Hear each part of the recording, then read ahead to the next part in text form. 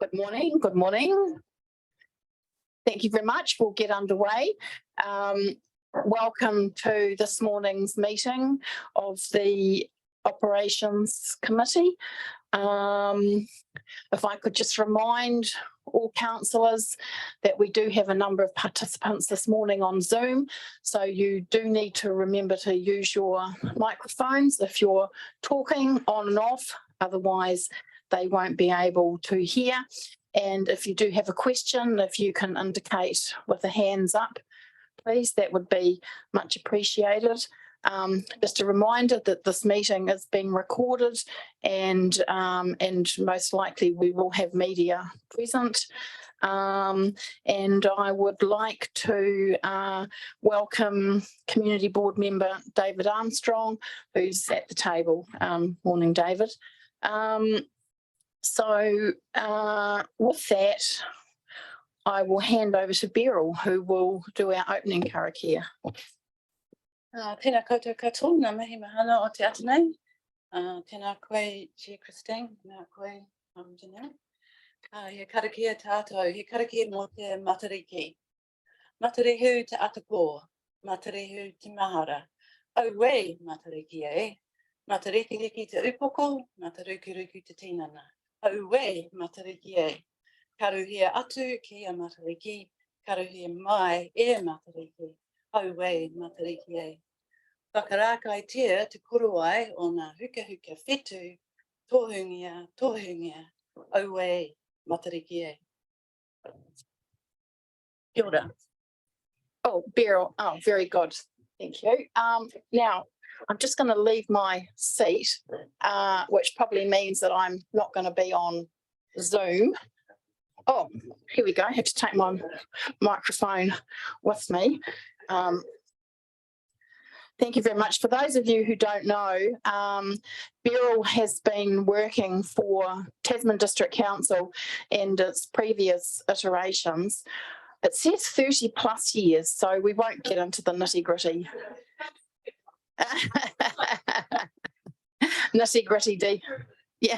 Into the nitty-gritty detail.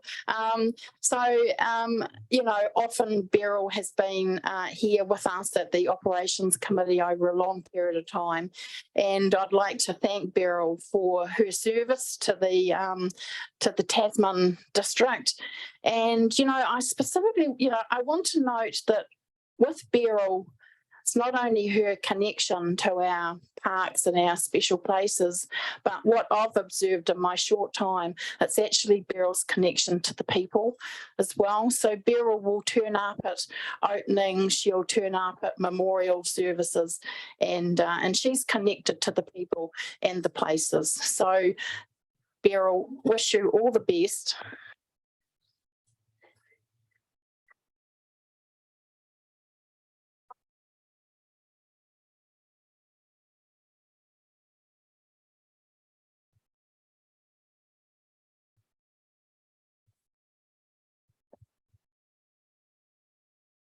All right, I'm going. We will move. Okay, good, thank you. We will move to apologies. So we have apologies, Nia King and Councillor Greening on leave of absence. We have an apology from Councillor Shellcrest. So do I have a mover for those apologies, please? Moved, Councillor Maru, seconded Councillor Walker. All those in favour, please say aye. Against, carried. Thank you. We will now move to public forum. And so we have 3 speakers this morning registered for the public forum. Just a reminder that it's 5 minutes. I'll give you a warning when we're at 4.5 minutes. Generally speaking, there aren't questions unless it's something of clarification based on what the speaker has said. So in the first instance, I'd like to welcome Zane Murphy, if you would like to come up to the table. Thank you. Yes, right there. And it's already turned on. Okay. So thank you, Zane. 5 minutes, and I'll give you a warning at 4.5. Okay. Good morning, Madam Chair, and good morning, councillors and everyone else. 216 since I was here last. Geez, it's a long time. I hoped I'd never have to come back, but I love the people. I didn't really love what you guys have to listen to every day. Look, I guess I have the misfortune to live in Hill Street, and I'm here today to represent the residents of Hill Street. It's all about the cycleway and about the consultation or lack of consultation. I know the council's done broad scale consultation, and a lot of it happened over COVID times, but the residents in Hill Street don't know really what's going on, and they're quite alarmed about some of the current proposals. So I've been part of the Streets for People meetings, and it is a lot of cycle people there, so they have their agenda, but the people in Hill Street have rights too, and so we put a questionnaire out, and it's been deposited with the council, and pretty much the residents are all saying the same thing. They're alarmed that they haven't been directly consulted about the cycleway, and also that virtually to a person, they're all saying that they would like a cycle lane on a bi-directional cycle lane on one side of the road. But the main concern is the loss of all parking, because the current model is that appears to be going to run is that there'll be no parking on Hill Street from Queen Street down to Champion Road. And, everyone's alarmed about that because, in my case, for instance, we have an 87-year-old father-in-law who comes for dinner. He can only drive in straight lines. Where does he park? Next door neighbours, they are members of a multi-ethnic church. They have immigrant families come for dinner. Then along further, everyone's got a story, and we can tell you 100 different stories, but there's an elderly couple there that have significant health issues, and they have a number of caregivers. Where are the caregivers going to park? Because a lot of the Hill Street houses are old 1960s houses. They have tight little narrow driveways, but the council's not going to subsidise residents to bulldoze the front of their sections to create parking. So unfortunately, it seems like the cycleway could create problems. There's an unintended chain of consequences that is going to be inflicted upon the residents. So what the residents, I'm the messenger, I'm sort of the sole emissary coming here today, but it'd be great if you could go and talk to the residents and get the staff and the consultants, and the council makes the final decision. But we really need to have some parking. We need to have a model. We need to have something that is going to work for everybody. Part of the problem that the council has is that the main road, out on the main road, so congested, Waka Kotahoi, or whoever they are, won't fix the problem. You've got all these subdivisions out in Richmond here, so Hill Street's getting used as a rat run.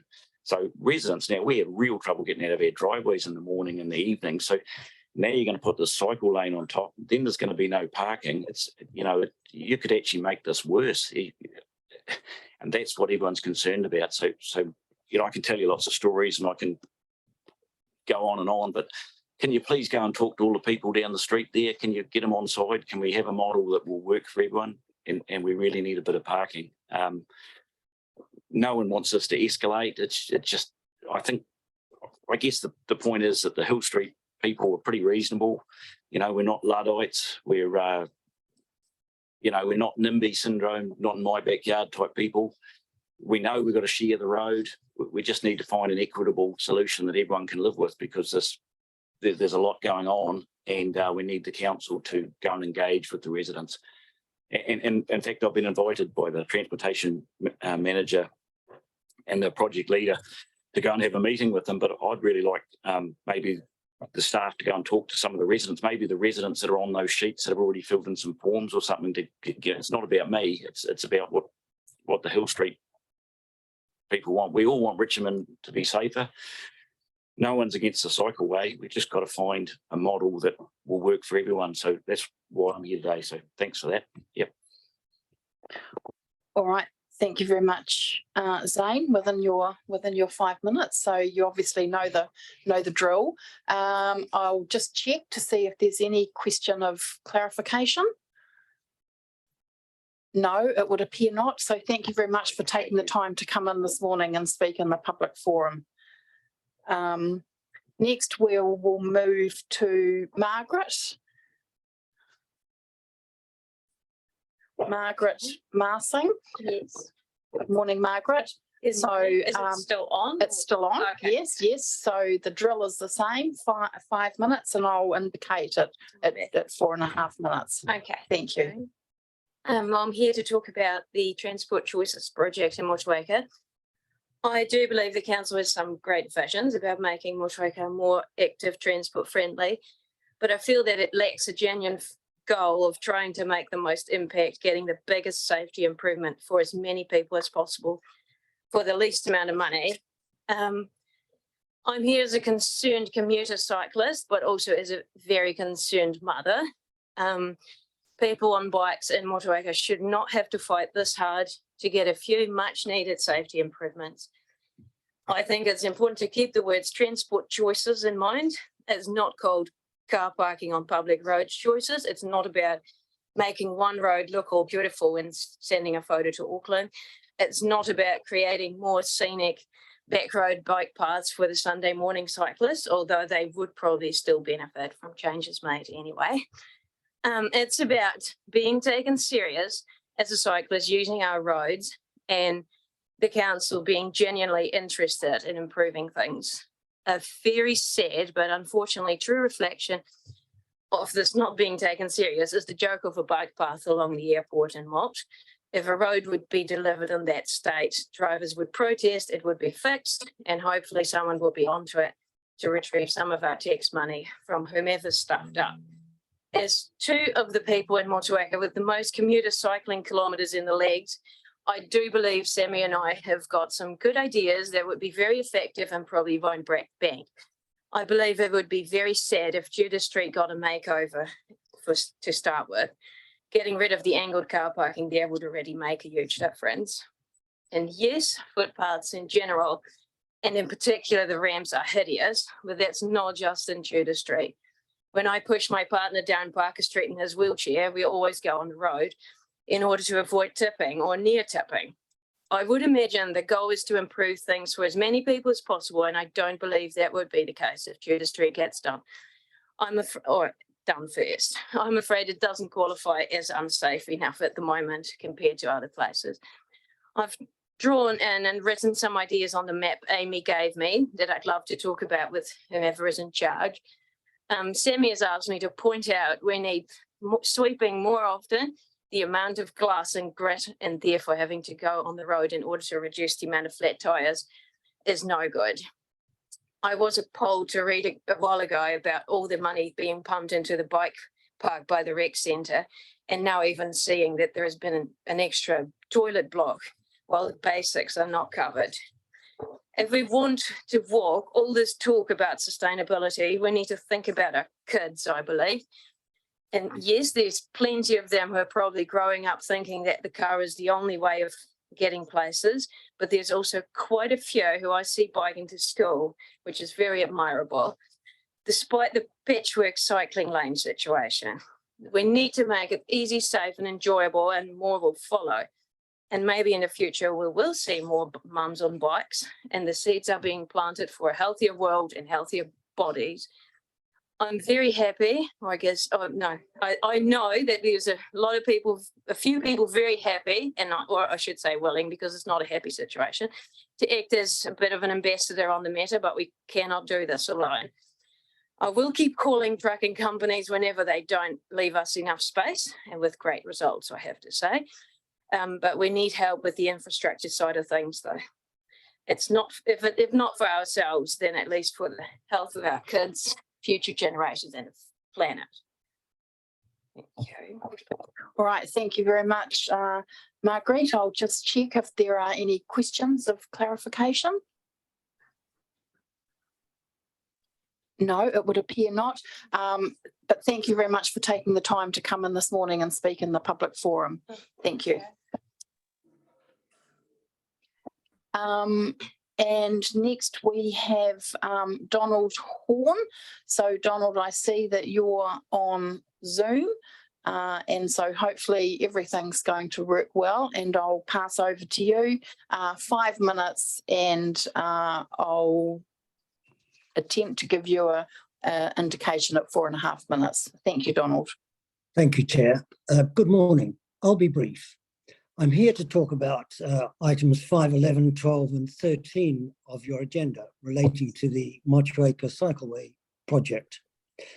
In 5.12, it says that many safety concerns from residents and businesses were raised in the feedback about this stretch of state highway. As a result, there will be no cycleways on the highway for many, many years. This is so disappointing. The question is, what was the nature of these safety concerns, and do they stand up to being measured against the fact that cyclists are totally without safety provision on the high street, which is a key thoroughfare, particularly for pupils getting to school? If these concerns were as vague and as unsubstantiated as those articulated by the community board members who sought press publicity and organised a petition against the strategy that had been adopted by council, then it is a sad outcome. I hope there is time for this issue to be reconsidered. Cyclists need and deserve improved safety provision on this busy thoroughfare. We are in danger of missing an opportunity for real progress on a very important matter. Many of you will have seen the note I sent around after the last community board meeting. I'll just repeat one key point from that. If only people would understand that cyclists are legitimate users of the road network, then it would be taken for granted that providing safer roads for cyclists was important, just as it is important to provide safer roads for motorists. Thank you. Thank you very much, Donald. I will just check if there are any questions of clarification. It would appear not, but thank you, Donald, for taking the time to speak in the public forum this morning. It's much appreciated. Thank you.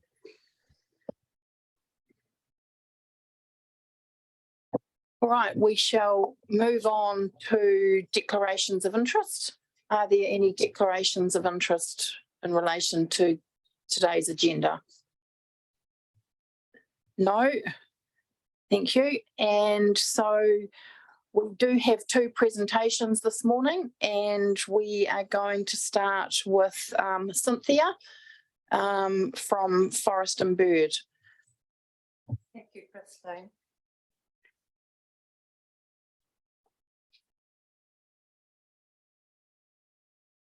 Good morning, everyone, and thank you for the opportunity to come on behalf of the Golden Bay's coastal birds and about e toru na awa ko tākaka ko Motueka ko Onaho, a centenary project for our branch, translated as the 3 rivers. We're here to ask Council to work together with Mana Whenua ki Mohua, Department of Conservation and Forest and Bird to create an environment where our wildlife can thrive and where we can reverse ecosystem degradation. Specifically today, we are here to ask Council to block off 2 vehicle entry points from the Rototai Reserve onto the intertidal flats and into the Motueka estuary. I took a phone call yesterday afternoon from Mana Whenua ki Mohua, who fully support this request. These 2 entry points are entirely unnecessary. They are not used for fishing or for any other access purposes. They are used by a self-entitled few whose only interest is driving in a dangerous manner in estuaries and on the intertidal flats and climbing up onto the sand spit to navigate their vehicles over driftwood logs. The resulting impact of these actions is severe for the coastal birds that use this area. There is vehicle disturbance to resting and foraging birds and environmental damage to the surfaces they drive on. I had planned to show you trail camera footage of a four-wheel drive vehicle climbing up onto the Rotatai sand spit, ignoring signs that said nesting birds, please stay off the sand spit, and then traversing the sand spit, crushing 8 eggs in 4 variable oyster catcher nests. However, this footage is the subject of a legal prosecution by council, and we have no wish to jeopardise that process. So I won't be showing that to you today. But council staff have provided me with a photo of the vehicle on the sand spit with their registration number redacted. So blocking off the 2 vehicle entry points, you'll see them up there in the photos. Photo 1, the one up the top, is the main entry point from the Rotatai Reserve onto the intertidal flats, and it can be blocked off with large rocks, and I say large. Photo 2 is the second entry point from the Rotatai Reserve into the Motueka estuary, and that can be blocked off with a locked gate and key box, allowing access to iwi for customary practice and for coastal maintenance. This would be a one-off cost to council, as opposed to the ongoing time and expense for our police, for our courts, for council's regulatory staff to investigate and to prepare prosecutions. While ownership of the Rotatai Shell Bank, locally referred to as Bird Island, and the Rotatai Sandspit have been legally determined to be Lynn's land, what Forest and Bird are asking for is a council responsibility. The Rotatai Shell Bank has been identified by staff in the Department of Conservation's Tākaka office to be elevated as a nature reserve, and that will require the prohibition of vehicles from this site. Te Atiawa o Te Waka a Maui has a special connection with Tutiri Whatu, the banded dotterel, and the sites at Rotatai are acknowledged in the Te Tau Ihu statutory acknowledgements. Their kaitiaki role includes an obligation to ensure that the ecological environment is maintained for the survival of this important taonga. I quote Kaumatua Archdeacon Haviruru Te Atiawa o Te Waka a Maui, who said on the Onitahua Marae, all of these manu are taonga. The nesting season starts in August. It's only a few weeks away. Over 1,000 shorebirds and seabirds will start to nest at Rotatai in August. This is an area that is probably next to, if not as important as Farewell Spit. We currently have a group of 3 riders who have made repeated excursions between the Tākaka River and the Tākaka Golf Course, driving straight through groups of foraging birds, putting them up into the air. It's very distressing to watch this. If this is allowed to continue, the noise and the disturbance from these vehicles will cause shorebirds and seabirds to abandon their nests, and chicks and eggs will perish. The success of coastal birds nesting in this area will only occur with the removal of quad bikes, motorbikes, and 4-wheel drives from this site. My presentation. All right, thank you, Cynthia, for that presentation. I shall pass over to councillors for any questions.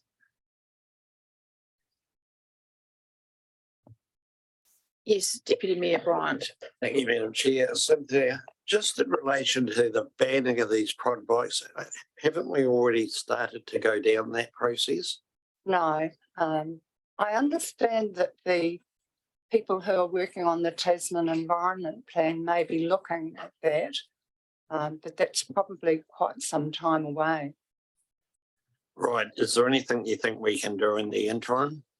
Well, yes, is to put these large rocks across these entrances, this front entrance, and also to put a locked gate with a key box on the other one, so that we can stop them you know, riding down Nees Road and coming off that entry point at incredible speeds. I mean, leaping out onto the intertidal flats.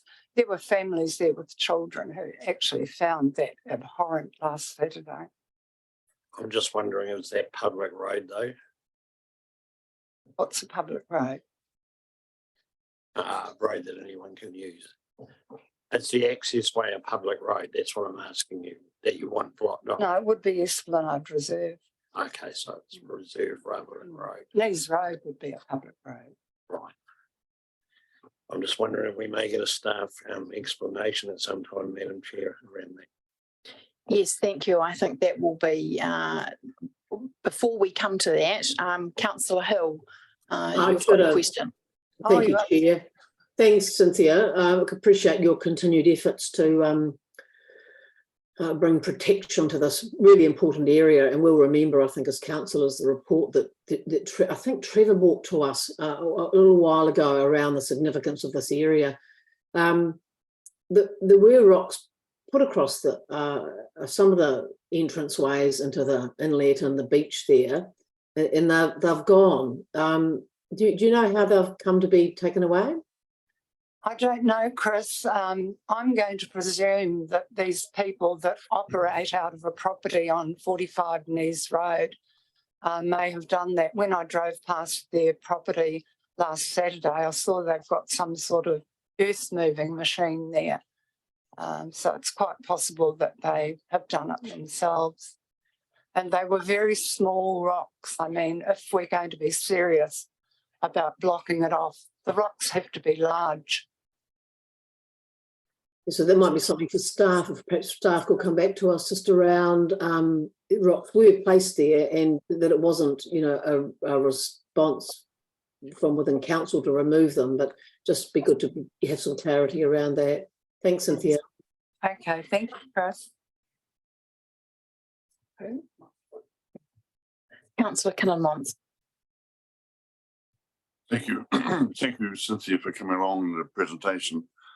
All I can say is it saddens me a few, it's spoiling it for the rest of us. And all I can say is to keep presenting this, get some traction, and let's look after the birds and the wildlife.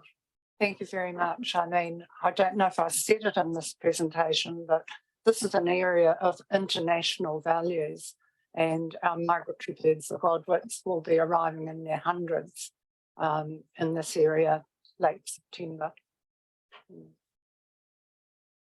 All right, Cynthia, it would appear there's no more questions. So thank you very much for all your efforts personally and Forest and Bird on behalf of the community. I think what we'll do is we will ask officers to give a report back to this committee on plans to address the issues that you've raised. So thank you very much for coming over this morning. Thank you, Christine. I hope you will all enjoy a copy of our Centenary magazine that I've left here for you. Page 40 has an article on our branch work. Thank you. Now, I did omit previously, councillors, to confirm the minutes of our meeting. So let me just get the date of that meeting, 25th of May. So you've had those minutes in your papers. Would someone, there were a couple of typing errors which have been corrected. Is someone prepared to move those minutes as a true and correct record, please? Councillor Dowler moved and seconded by Councillor Mayling. I shall put that resolution. All those in favour, please say aye. Against? Carried. Thank you. We now have our second presentation this morning. Dean, welcome to the table. So yes, you may as well just go on that one there with the light on. It's all good to go. We've had your,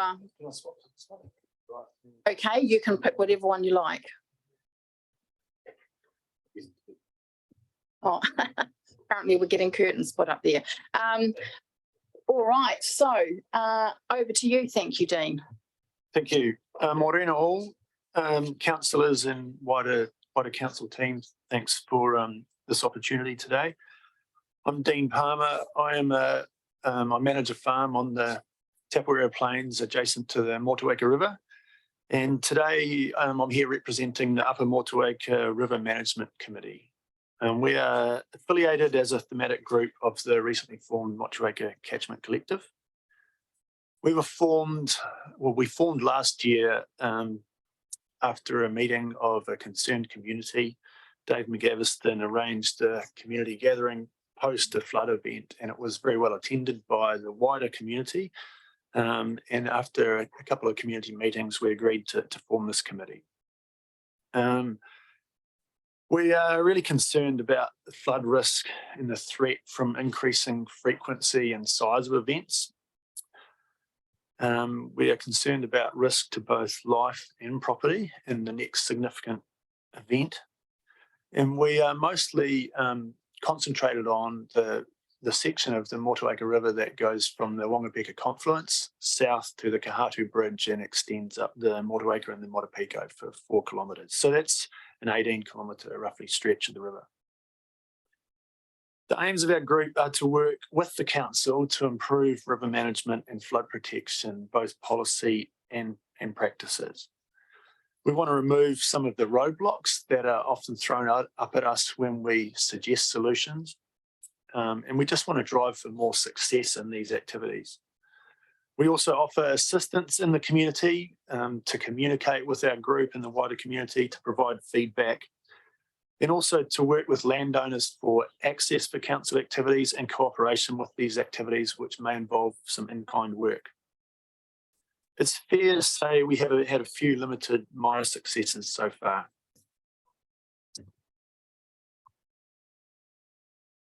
There's a bit of background. Tapawera Valley is a floodplain, and pre-human, the Motueka River would have taken up all of the lower terrace at some stage as it graded and moved across in a wide braided channel. We acknowledge that. Previously, council involvement with the catchment board, as I understand, in the 80s, did a really good job of keeping the channel clear and aligned and under control. And it had some very good vegetation programs that reinforced the banks, the margins, and the secondary flow paths.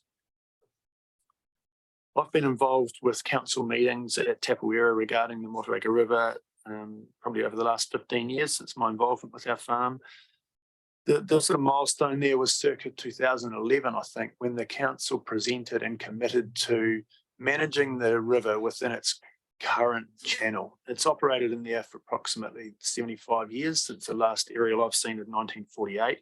And the council drew some fair lanes on and said it's committed to keeping it within that channel. So that rules out the opportunity for it to meander across the whole plain as it has in the past.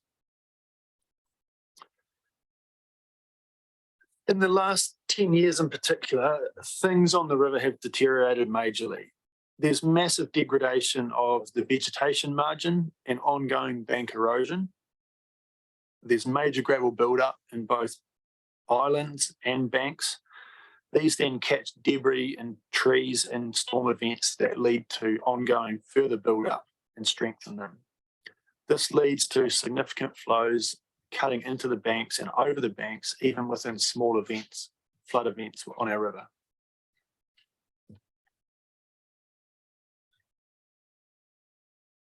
We don't think that the current works are sufficient to sustainably maintain the river in a safe or good state for our community. As I mentioned, the river channel and banks are increasingly in poor condition. The recent works under council are generally reactive rather than proactive. They use little or no vegetation in their solutions. And they're targeting major blowout areas with expensive fixes. For example, walls or groins of imported rock to patch bank failures. A lot of these structures then immediately cause the flow to bounce across to the other side in a zigzag pattern and move the problem somewhere else very quickly. And that just causes ongoing further problems and requirements for more fixes. Now, the river in many places is in a poor state. And as one local pointed out, it's now a nude, angry river. And in some places you can see from one side of the valley all the way to the Glenray side, from valley to valley, road to road, without any vegetation in the view.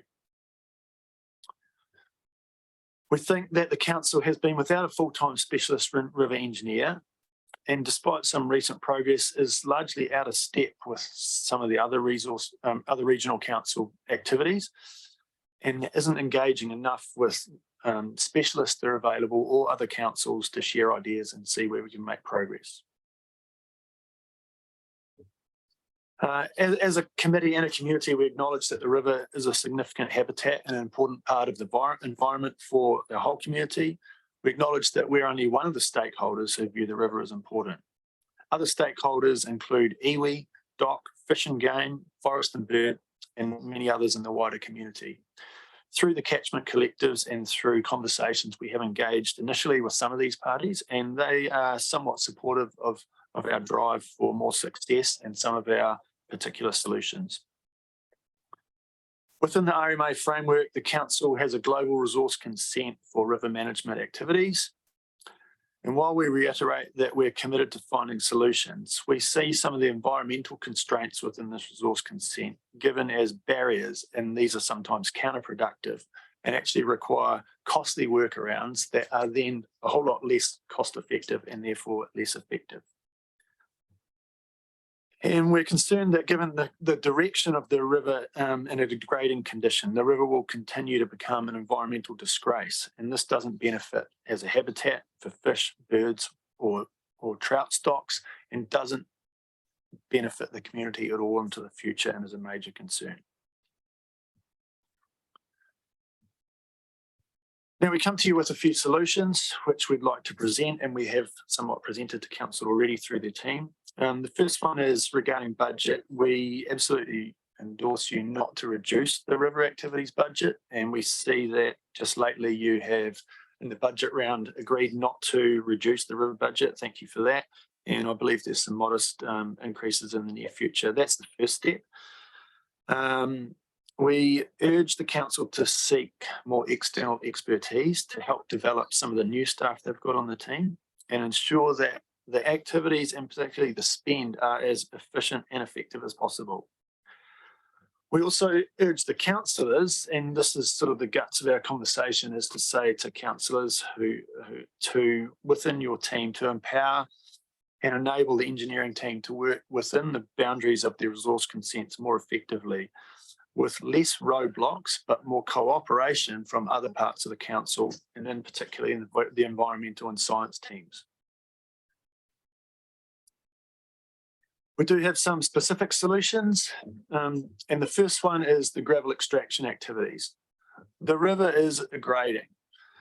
Gravel build-up's an ongoing problem, and this exacerbates the new flood events by further constraining the channel capacity and causing the river to deviate, which then causes more bank erosion.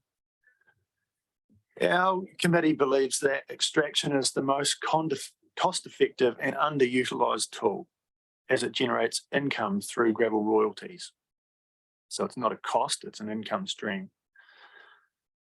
Now there's a history of our community voice being largely unheard on this issue. For years at the meetings, the locals have said the rivers are degrading and can we please have more extraction? We've been told time and time again that we don't know what we're talking about and the council's measuring it and wait for the data and the information. We got some information last year, and that indicated, as per this slide from your papers, that there was a build-up of 649,000 cubes of gravel since 1988. And on top of that, 496,000 since 2017 in 5 years. Now, the council then said we don't think that data is correct, which we are happy to acknowledge it may well not be. But based on those numbers, we said, well, now we've got the data that backs up what we've been saying, let's do something about it. We suggested that we should start hoeing into that 649,000 cubes with 100,000 of extraction a year. And while we start that, we're happy to do more mapping and see either endorse that information or counter it. And then we're happy to adjust based on any new information. In a meeting with the council, we agreed on a target of 90,000. Some of the frustration was that within council, this was then watered down and redacted, and we weren't informed for a couple of months. Anyway, that aside, we landed on 46,000 plan of extraction this year, which is circa 300K income for the council in the program. We certainly support more mapping, and the technology is improving, and the council have recently done some more LiDAR mapping. This was conducted on a day we actually had a meeting with the council, 17th of February 23. However, we haven't seen any results, and I don't believe they've got the information yet. We certainly live in hope, and we really want to see that data to see what the plan should be going forward. We want better overview from TEC staff on the extraction program so that we can keep it running, work with the contractors so that it works for them and for us, keep them going. There has been some really good signs that this is improving in recent time with some new staff. However, as I highlighted, there has been lots of frustrations from the community on how this program runs, given we think it's so effective.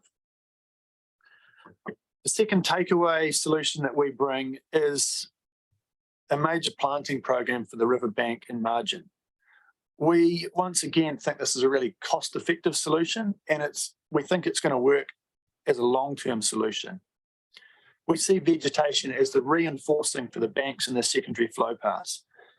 First point is that we think vegetation should be used in every one of the contractors' jobs, rather than the nude and angry sections we saw with rock and gravel banks fixed up. We suggest that for a marginal extra cost, you could plant all the jobs as you go. While the teams are there, while the gear's there, plant the job and turn a short-term solution into a long-term solution by letting the vegetation build up, create some habitat, strengthens the banks, and collects material to further form the banks.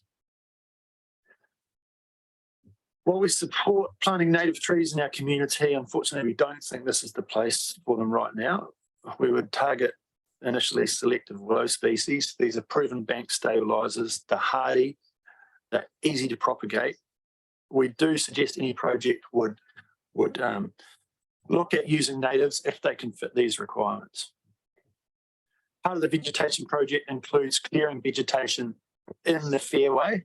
From even a small recent flood, there is live and dead vegetation scattered all over the banks in the island, and the easiest fix from our point of view is to collect this and put it in the bank where it can immediately start to form a habitat and strengthen the bank. As far as vegetation, I mentioned the catchment board days where they had a good planting program. We're now well behind and we need to catch up. So we're suggesting that on top of current activities, the council establish a new project to re-vegetate the upper Motueka River. This would initially be a pilot project that would look at planting as a really cost-effective long-term solution and would pilot planting techniques, species, and community involvement. The first phase would be to build local nursery stock, and some of that's already started. Suggestions that we should use the nursery in Appleby, I think, are off target. We can plant small numbers all up and down the river with landowner support, and if they're looked after, in 2 years, they can provide nursery stock at 30 to 40 times their initial numbers on site, cost effective, propagate and plant as you go. As I said, we want the project to work with the landowners. We think the landowners can host some of the nurseries. We certainly support that landowners can also propagate their own stock. We're farmers with chainsaws. We can propagate stock very efficiently, and we've done that previously, had it there sitting in water, steeping, ready for the council-funded activities to plant these, which saves a lot of money and uses our skills and in-kind work. We think this project needs to be sizable, as I say, to catch up, and we're targeting circa 180K per annum for a 5-year cycle. I know this is budget, and I said that we weren't going to come here asking for a whole lot of budget, but I would urge the council to seek external funding for this, given that it involves planting trees, mitigating flood damage, and endorses community involvement. These are all very topical issues currently, and we suggest there's a good chance of success for funding outside of the council from central government and the wider community. So in summary, our committee and our community, we offer to work with the council to find effective and cost-effective solutions to our river problems. We want to do this for the best success of all the community. And I thank you for the time to present today and your patience this morning. Much appreciated. Thank you. All right. Thank you very much, Dean, for your presentation. We'll go to questions now, if you're happy to answer questions. Councillor Butler. Thank you very much for your presentation. I'm very familiar with the Golden Bay rivers, but not so much with the Motueka River. But my question is, first, I've got a couple of questions. Firstly, you implied that the solid rock walls can be not always of benefit by saying that they deflect the current. What about the groins? When rocks are put in just at intervals, I think you had a photo of that. What are the effects of that? Do you think, are those useful? Well, first thing, I'm not an expert. I do have an engineering degree and I understand some of the concepts, and I've watched the river for a long time. We also have in our committee John Ellis, who is a long-serving river specialist and works with a lot of other regional councils as a consultant around the country. So we've looked at the river for years and talked over the solutions with the contractors, with David and his team. The rock walls certainly, fix the problem immediately. What we're saying is that they're very expensive, and we think that incorporating vegetation is an easy solution. It's a lot more cost effective, and it makes those things last into the long term, and we think it saves money as well. The rock wall is all imported. My solution is that we have, initial bank protection with rocks that isn't as high as the rock walls, it's lower, and then we look to heavily vegetate in behind that to build, as I say, a sustainable bank for less money. So the money can go further, we use the vegetation, and then we expand on that vegetation, and it lasts for 20 years instead of 2. I liken some of the rock work, and particularly some of the gravel bank work, as a sandcastle solution, where it's really good initially, and we certainly appreciate the fix, but it doesn't last into the long term, so it's not cost effective. It basically moves the problem somewhere else. So the likelihood is on the other bank or 100 metres downstream, you're going to be doing that same spend for another 100 metres next year. So I know we're playing catch up, but I strongly urge that vegetation is the key in some of those fixes. And we've seen some really good, examples of that just recently. Yeah.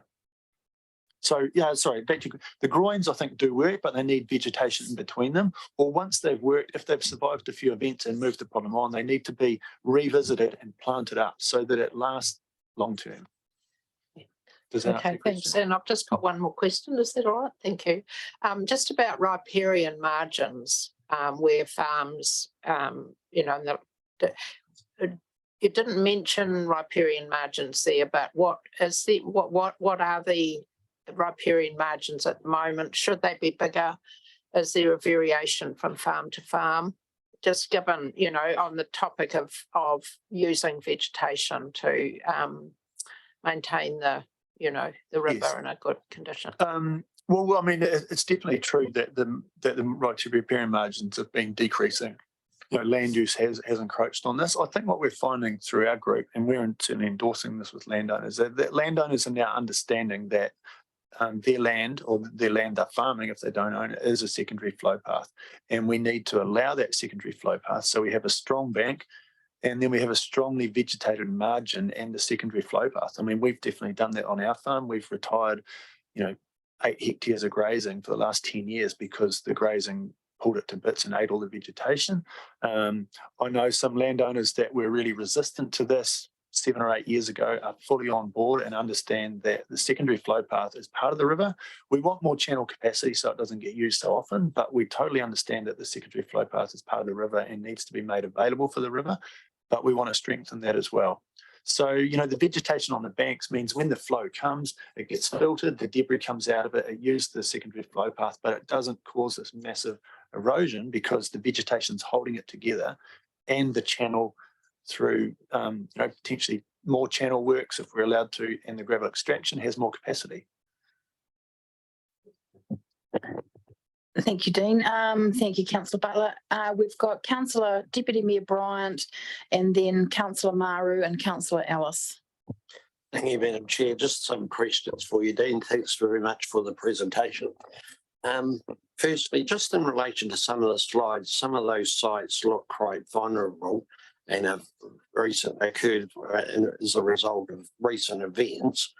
Are you concerned that this could be somewhat in relation to climate change and an ongoing issue, particularly some of these more vulnerable sites where historically there hasn't been an issue? Yeah, absolutely. And I note that the council has acknowledged climate change and believes in it and knows that this will create, will cause bigger and more frequent events. Obviously front of mind from the Big Hawke's Bay event, that's definitely brought it front of mind in a lot of people's minds. Yeah, and as I say, the ongoing degradation means that we're weaker. We're weaker now, we're less prepared, and there's bigger events coming. There are, not so much adjacent to my farm, but in other parts of the catchment, there are places where people's lives and homes are at risk if there's a significant event. Thank you. And recently I had to visit some landowners north of the North's Bridge. Would you be open to including them in your area, because they've obviously got ongoing issues and been damaged by the recent floods? I'm not sure. Yeah, well, let's say in the initial formation of our committee, we endorsed 4 kilometres south of the Kahatu on the Motueka and the so I'm not sure if that includes them, but I mean we're not exclusive, and when I talk about some of these activities, we have support from Waiti landowners on the river, Golden Bay landowners. We're trying not to get too involved in their issues, but I think particularly some of these things are region-wide, if not nationwide, and some of these solutions are out there. And, particularly with the revegetation thing, if that was a pilot, and it worked successfully, then, roll it out wherever you like. And we're happy to take support, advice, feedback from wider than our region, our stretch of the river that we've nominated for sure. And if I may, I've got a couple more, Madam Chair. So just in relation to the gravel extraction, that does seem to be increasing just of late. I think there's been a bit of a concerted effort, as you alluded to, by council staff. But what's the group's view on relocation of gravel within the bed? Yeah, well, we do think both are solutions. As I say, we're really encouraged by the recent activity with the extraction, and we did have frustrations. We had frustrations with the numbers and consulting with the team and agreeing on something and having it rolled back without us knowing. We had frustrations where we had a major extraction happening, and there was plan to move further up the river. The sites had been identified. The work was going to happen. And then we met on the river with the council engineer and said, how are they going on that big job down there, and when are they going to be finished? Because we need to plan for them to get up here. And they had no idea, hadn't talked to them for 2 months. In a 3-minute phone call, I found out that they were almost finished and they were planning to leave site because they weren't allowed on the next section. It just takes a little bit of oversight. We say we've got to work with these guys. If it's to be part of our solution, work with them. And there has been, David's got a new team, and they have been, taking on this feedback, and they're working a lot better in recent times. Gravel relocation, yes, there are definitely times when gravel relocation, and I think that this is one of the pieces where we're constrained in the resource consent to work in the channel. We float a solution to extract gravel off a bank and align the channel, and then move the gravel over, which does require working in the channel for a short time, which has a pulse of sediment or a pulse of pollution down the river. Now, Fish and Game particularly are in full support of this because they think the solution long-term is better, and they agree that you have to do some works in the river. Now, we are allowed to do a little bit, but I understand the resource consent is pretty constraining. So then the Davis team have to find a more costlier solution of, rather than taking gravel across the bed with a bulldozer, they have to truck it around, which is, as I say, we think less cost effective. And if people just acknowledge that, yeah, there might be a bit of pain to get this done, but it's better for the river and the community in the wider sense, then, we would like to see less roadblocks in that. We do think the relocation has its plate, but when you relocate gravel, it's a sandcastle. You've got to get the vegetation in there straight away. And finally, if I may, just you've spent quite a lot of time talking us through all of these things. What would success look like for you guys?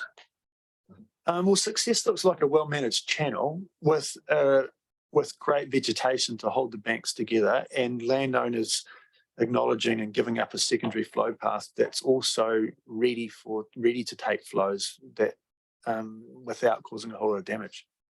Thank you. Thank you very much, Deputy Mayor Bryant. Councillor Maru. Thank you, Madam Chair. I'm just trying to think of a question since it's been answered, the Deputy Mayor Bryant's. But can you just remind me, Dean, so thank you for your presentation. What was the extraction royalties? I think you mentioned a figure around the 46,000 cubic metres. What was the... Well, 46,000 cubes is the agreed aim for calendar year this year, or maybe 13 months, that we agreed between David's team and Alistair Clement, who's a scientist on sort of the other side of it. And as I understand, the gravel royalty is circa $7 currently, or going up, either just gone up to $7 or going up further. Also, I would acknowledge that in the recent budget round, you did put out for consultation a reduction in gravel royalties for where it was uneconomic for contractors to take it. And we certainly are happy that it got across the line. And it's not being used in our region yet because I don't think it needs to be. It's economic for people just to cut it from there. But we certainly acknowledge your efforts there. Thank you. Councillor Ellis.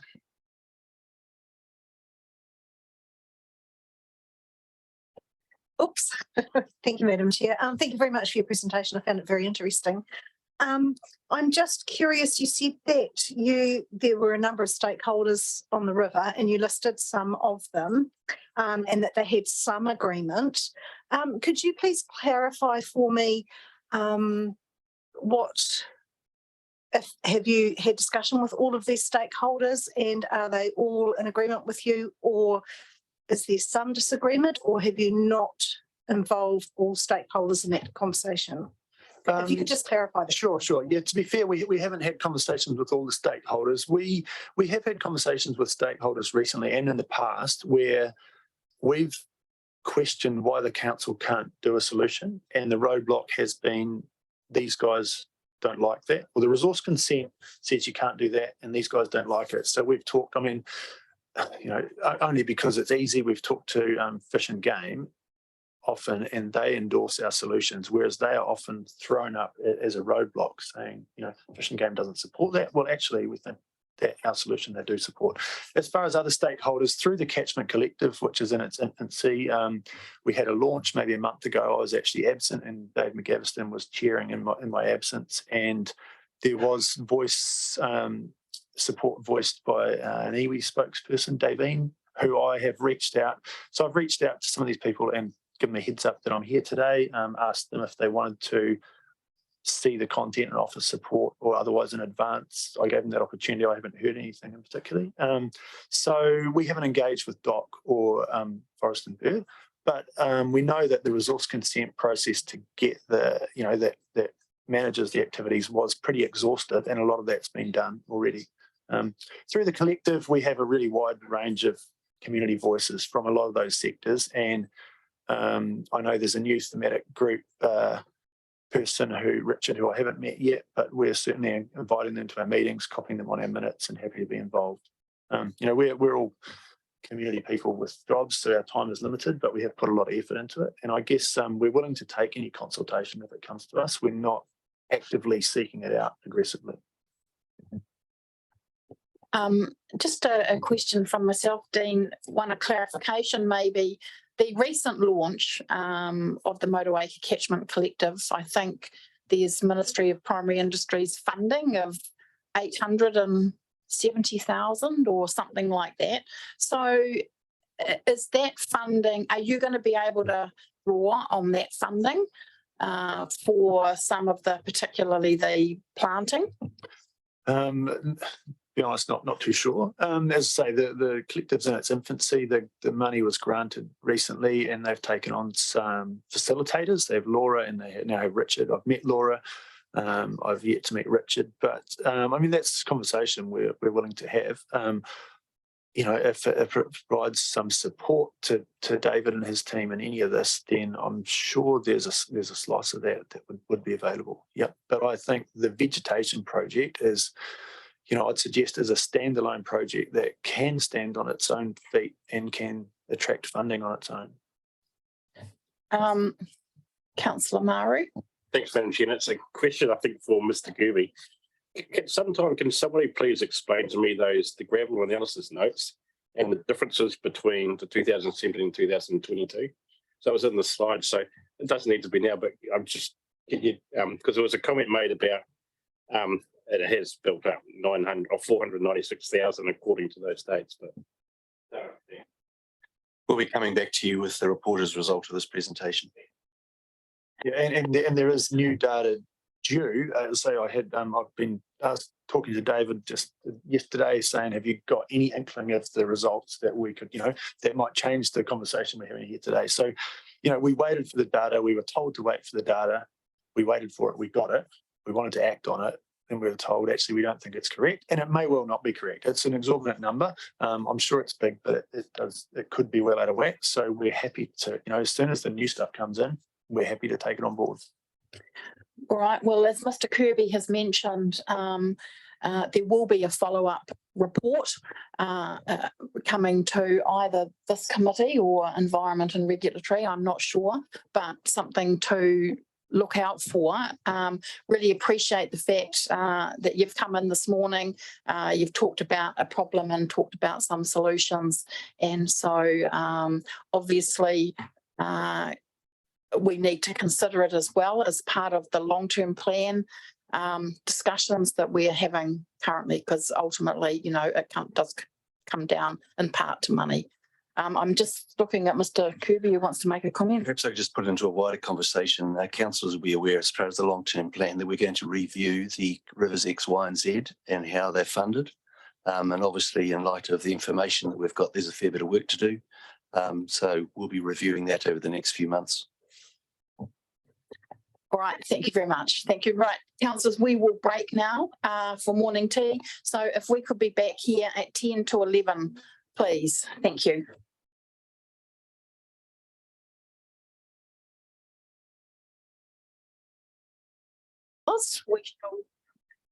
We shall resume and we're going to move to the Information Services Update Report, which is on page 16 of your papers, and we shall hand it over to you, Steve. Thank you.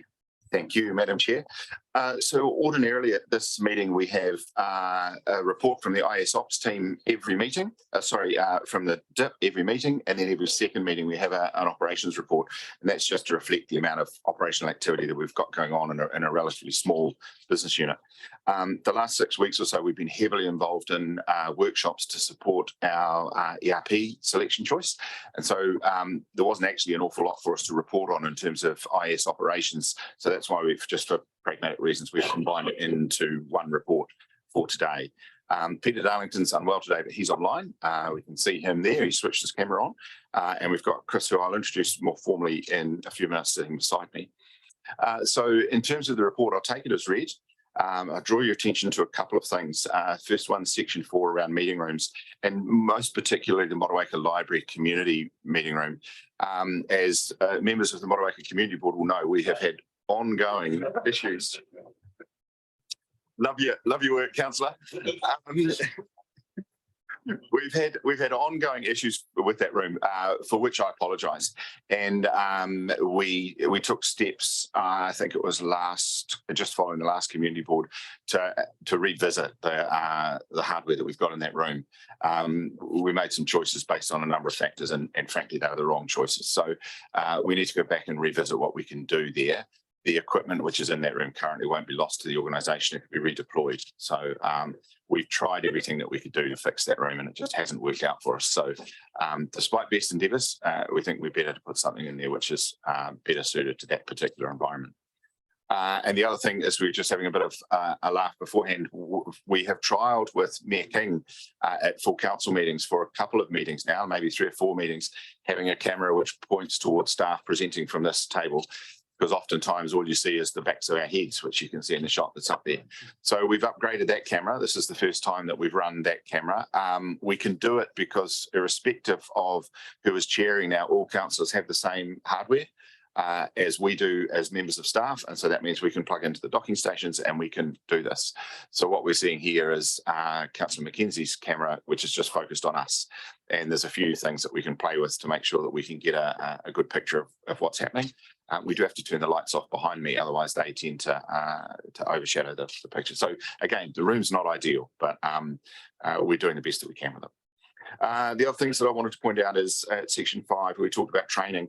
ITIL, which stands for the IT Information Library, it's a pretty standard accreditation to have in IT places these days.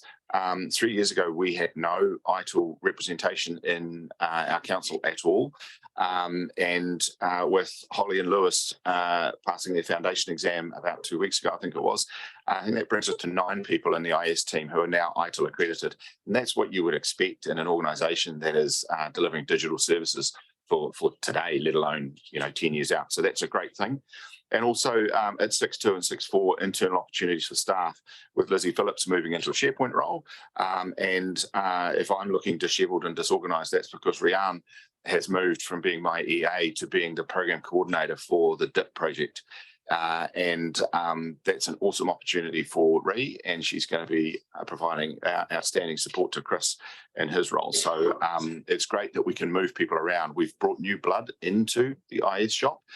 That's a good thing too. It's also good to promote from within and give people opportunities to grow and develop within the organisation, and that's working really, really well for us. So with that, I will take the report as read, as I said, and I can pick up any questions as we move through. But I'd like to introduce Chris Blythe, and Chris can give you some essential background to himself, including his previous iteration with council. I'm sure there's a number of councillors around the table who know Chris, and he will be speaking to the bulk of the report today. So over to you, Chris. Cool. Nice to see you all today. So my name is Chris. I actually joined Tasman District Council about 10 years ago when the engineering services at the time was restructured. I was one of the 2 project managers working with Russell at that time. So some of my highlights in that time, I think, were the Richmond Water Treatment Plant, Port Creek, the Tubby Bay Wastewater Treatment Plant, and then I was invited to support other projects. So I worked on the SharePoint rollout, what's called Doris. So I led that piece of work with Steve, and the Tasman, the Motueka Library, the award-winning Motueka Library, are the things I've been involved in. And I stepped out for 18 months, and Steve's offered an opportunity for me to come back, and it's really great to be here. So I'm the program manager with the DIP. So from here on in, I'll be presenting these reports and your point of contact for the program. So there are a few things that changed since the report went out. So they're minor things, but just some wee updates. Under 1.5, we can talk about the payroll go live. That's well on track. And I can expand on that in a sec. We've started reviewing the blueprint for the program, and we're working on a series of sessions to check that blueprint and the business case and the implementation plans are all current, reflect our current reality. There was a question, I understand, last meeting around management of risk. So we'd like to do something more detailed with you next report, like maybe show you our risk register, how we go through it, how we use it, that it's a live thing that we actually use, and pick on a little case example of how we've managed a particular risk. And hopefully that will sort of give you an insight to that side of the programme. So the other things are under 7.4, a minor thing that the workshop there has been held and completed. And I'll jump into the payroll one, because I know Councillor Mackenzie has some questions around that one. So that's going really well. The team, I can't take much credit, but the team has worked really hard on managing that transition. So we're moving from payroll delivered in-house to being done by a third party called Affinity. And that work is coming to a close in the very near future. So where we are now is we've done our last timesheets. The data has been checked by our team. It's gone over to Affinity, who are through the quality assurance of that. And we're preparing for the completion of those acceptance criteria so we can push go on the payments in the next payroll. So the teams worked really hard to manage those timelines and the interdependencies.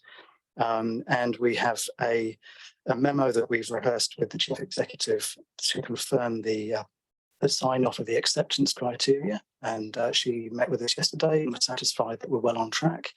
There are a couple of minor items we need to close out before she can formally sign that. We got that scheduled for Friday, and the team tells me we're well on track.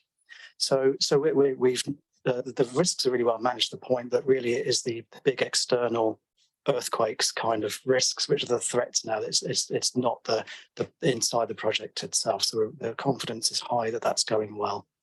We do have some backup plans should things not go to plan. And the summary of that is that we would manage the bank payments ourselves rather than Affinity. And that's the main risk that we need to mitigate. So that's the contingency. So happy to field questions on that. Like I say, it's only week 5, so I may not have all the details, but I hope that kind of covers that sort of critical risk area that I know you're interested in. So I think that's the main highlights to update you on, but I can take any other questions if there are any. Right, thank you, Chris and Steve. We've got Councillor Walker and then Councillor Kinmonth. Thank you, Madam Chair. Steve, big smiles. Thank you on behalf of my community who've been through a bit of a journey with the Motueka service room. So I'd like to thank you for that. Just a little bit of feedback. I've had 2 meetings in the tiny room where that has been questionable around Zoom links as well. Is that part of the scope of work, or are you unaware of that little meeting room? I'm aware of the meeting room. I've used it myself on a couple of occasions when I've been trying to dial into Motueka Community Board meetings to see how it's performing in the other room. So I wasn't aware that there was an issue there. That's a pretty straightforward setup. So I'll include that in our review of the larger room. Thank you, Councillor Walker. Councillor Kinmonth. Hello, team. Thanks for your presentation. Clause, where it was 7.8, Affinity payroll. Are we just doing a mass migration of all departments, all 400 staff or however many staff, in one lump? We're not doing, say, a team by team or a department by department. We're doing mass migration.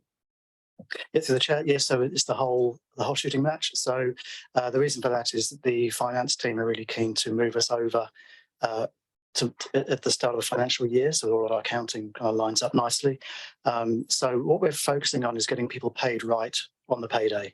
There will be some minor things to watch up as we go through, where people may have some slight leave discrepancies, or there's little variances like that. We've worked out they're down to the cents for a few people, and we've spoken to those people about what those issues are, so they're well prepared. So we wanted to make sure that, as anyone would want, come payday, the money's in their bank. And so, yes, so logistically getting that transfer across in one go has been the focus. I should add to that, just see if this garners interest, it's all staff and elected officials too. So we're transitioning your payroll to Affinity as well.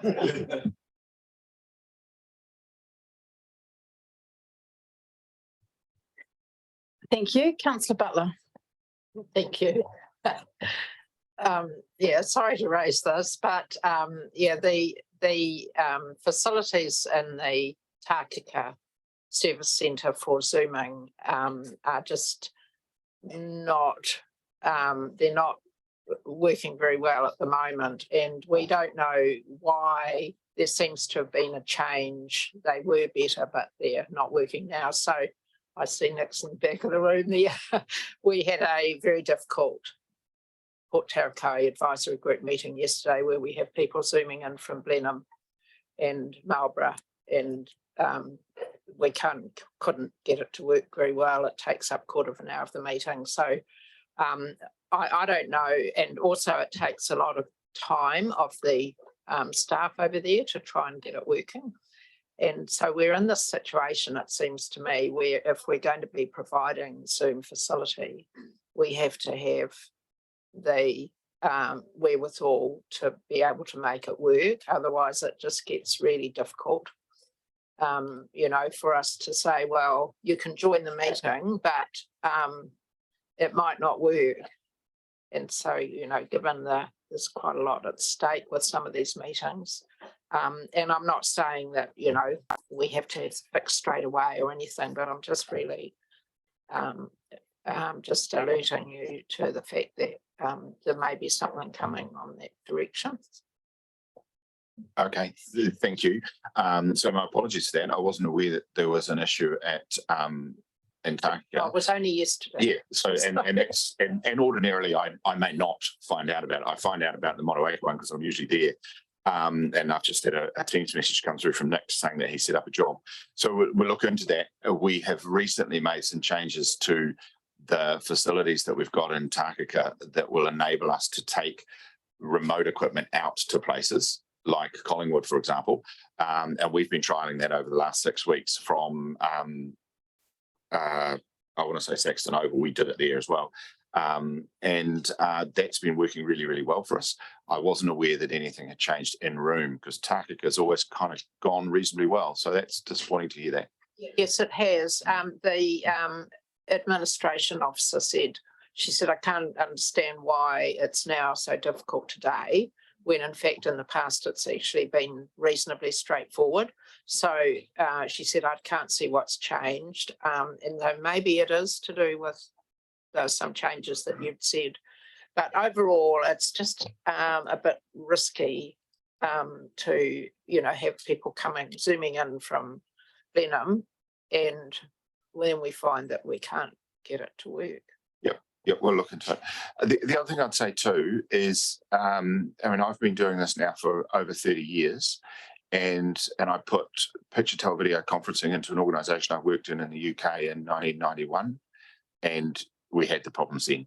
In-room meeting technology is one of the hardest things to get running seamlessly, and honestly, it's plagued me throughout my IT career. Yeah, it's just difficult to coordinate the different moving parts. The thing that you notice though is that when it's suboptimal, the experience is awful, and we do whatever it is that we can do as quickly as we can. There was a session in here I was alluded to last week where these sound systems weren't working, and as soon as these sound systems stopped working, as Councillor Hill and those others online will know, you nada, you can't hear anything. And that's about the first time in 4 years that these things have failed. But when they do, it becomes unworkable. So I absolutely appreciate the issues that you guys face when you're trying to deal with people dialing into those meetings. We'll continue to do all we can. Thank you. Councillor Hill. Kia ora, thank you, Chair. Look, thank you for the report. I'm happy to move the report. I think we're accepting, aren't we, your report. And great to have an update on progress, and I can't imagine all the work that goes on behind to generate what it is that you're all generating for us. But, you know, I'm sure my pay will pop into my account and I'll be just a happy woman. But in behind is all you folk doing a whole lot of things. And lovely to hear about Rhiannon, you know, shifting into a good role and other people coming through. And I think that's was always a mark of an organisation that's healthy and developing and, you know, refreshing itself when we've got people that can move into other roles and I guess generating more skills and ability in people within the organisation. So that's great. Though I'm sure she'll be missed as your EA, Steve. And just to report that in terms of Tākeka yesterday, one of the things that happened was that we couldn't hear them, which is what happens within our chambers. Excuse me. Excuse me. Sometimes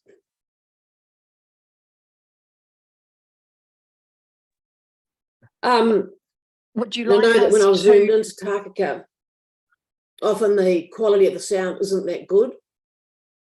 Anyway, there's just something to add into there. But and I can report today that having the camera, being able to see the front of your faces and not the backs of your heads is really good. So it really does lift the quality of Zoom experience when I see staff presenting. I can see you speaking, and so thank you. It's very clear and helpful. Thank you. Thank you. A lot of people prefer my front to my back, I have to say. Thank you, Councillor Hill. Maybe just a couple of thoughts from myself. Yeah, well, best of luck with go live with the payroll. Of course, if you reflect back to Nova Pay, nobody commented on the 90% of people that did get paid correctly. It was all about the 10% of people who didn't. So good to see the acceptance criteria and to see how that's going. So yep, fingers crossed on that. I would just like to make an observation, if I could, about your financial reporting in your report. You're giving us information which is comparing actuals to forecast, but the budget figure is missing. So I would like to see that included in the future if we could. You wanted to make a comment on that, Chris? Absolutely, yes. And as we spoke before, that's something that we've picked up ourselves in the handover, and was one of the improvements we'd like to see for ourselves as well. So we'll be looking at how we can do that baseline, and happy to work with you on what information best suits how you want to receive it, because that's, you know, that's the main thing at the end of the day, is that you're getting the information you need how you like it. Certainly actuals, budget and forecast. Of course, the assumption that sits behind that is that there is a good methodology in order to produce a forecast, but I'll leave that to you. And then my final question might just be one in terms of, you know, the general ERP replacement. I'm just wondering, you know, what is the general philosophy that you're taking into discussions around customisation? Where are you sitting on that? I just want to say firmly on the fence, but that's just because I want to say that. We've been quite determined that we want to have as few customizations as possible. And there's been lots and lots of conversations about, oh, you know, our product will deliver this out of the box. All you need to do is configure it. And at some point in time, configuration becomes effectively a customization. And so we're looking to have as little as possible. All right, good. Pleasing to hear that. So the report, I'm just looking for any other questions. The report has been moved by Councillor Hill. Do we have a seconder? Councillor Butler. Thank you. All those in favour, please say aye. Aye. Against? Carried. Thank you very much, Steve and Chris, and look forward to future reports. All right, we'll move now to Community Infrastructure Group Activity Report, which starts on page 35 of your papers, I think. And we will do this report section by section. So Richard, we'll just start with your management update section, and then we'll move to transportation, which is obviously a lot going on under that section and a hot topic of today's public forum. Richard. Yes, and also hot topic of rivers and coastal as well. In mind, I've got in my report acknowledging Beryl. I know we acknowledge her in the day, and so thank you again, Beryl. We're having a farewell for her next week, so at the staff level. So 30 years is probably for most of us almost half our lives. Some of us probably a third of our lives. No, sorry. One other thing I forgot, completely omitted to this, is I'm away from the organisation for about 6 weeks from the 9th of August, and I won't be here for the next ops meeting. And I just want to say that Jamie McPherson will be stepping into my role for that 6 weeks. So from the 9th of August, Jamie will be acting in my role for the 6 weeks. So, pardon? Yeah. He's already asked me to brief him on everything that's hot at the moment, but I think most of the hot things are in his portfolio anyway. So that's all I have from my section. Any questions? Thanks. Any questions under the management update for Richard? Councillor Maru. Just for you, Madam Chair, do you not have to ask permission to go on holiday, Mr. Kirby? Yes, I do, but not from you, Councillor Maru. All right. It would appear we have banter, but no questions of Richard. So I think we'll move on to transportation, Jamie, and so we'll hand it over to you. Thank you. Thank you, Chair. I have nothing particular to add to my report, so I'm happy to take any questions. Councillor Butler. I know that speed management is not part of your report, but we've had a couple of issues come up lately in Golden Bay, and I'm just wondering what would be the sort of chronology of rolling out when we do implement the speed management plan of rolling out the new speed limits, because we've got a couple of situations. One in particular is outside Port Tarakoe, where now the staff are having to cross the road to car parks on the other side. Will there be a sort of prioritisation of putting these new speed limits in place? How will that be worked? And is there any room to do anything before the speed management plan actually gets rolled out for, particular places? Through the Chair. So if we follow the speed management plan process, I guess that will lead to answer your first question.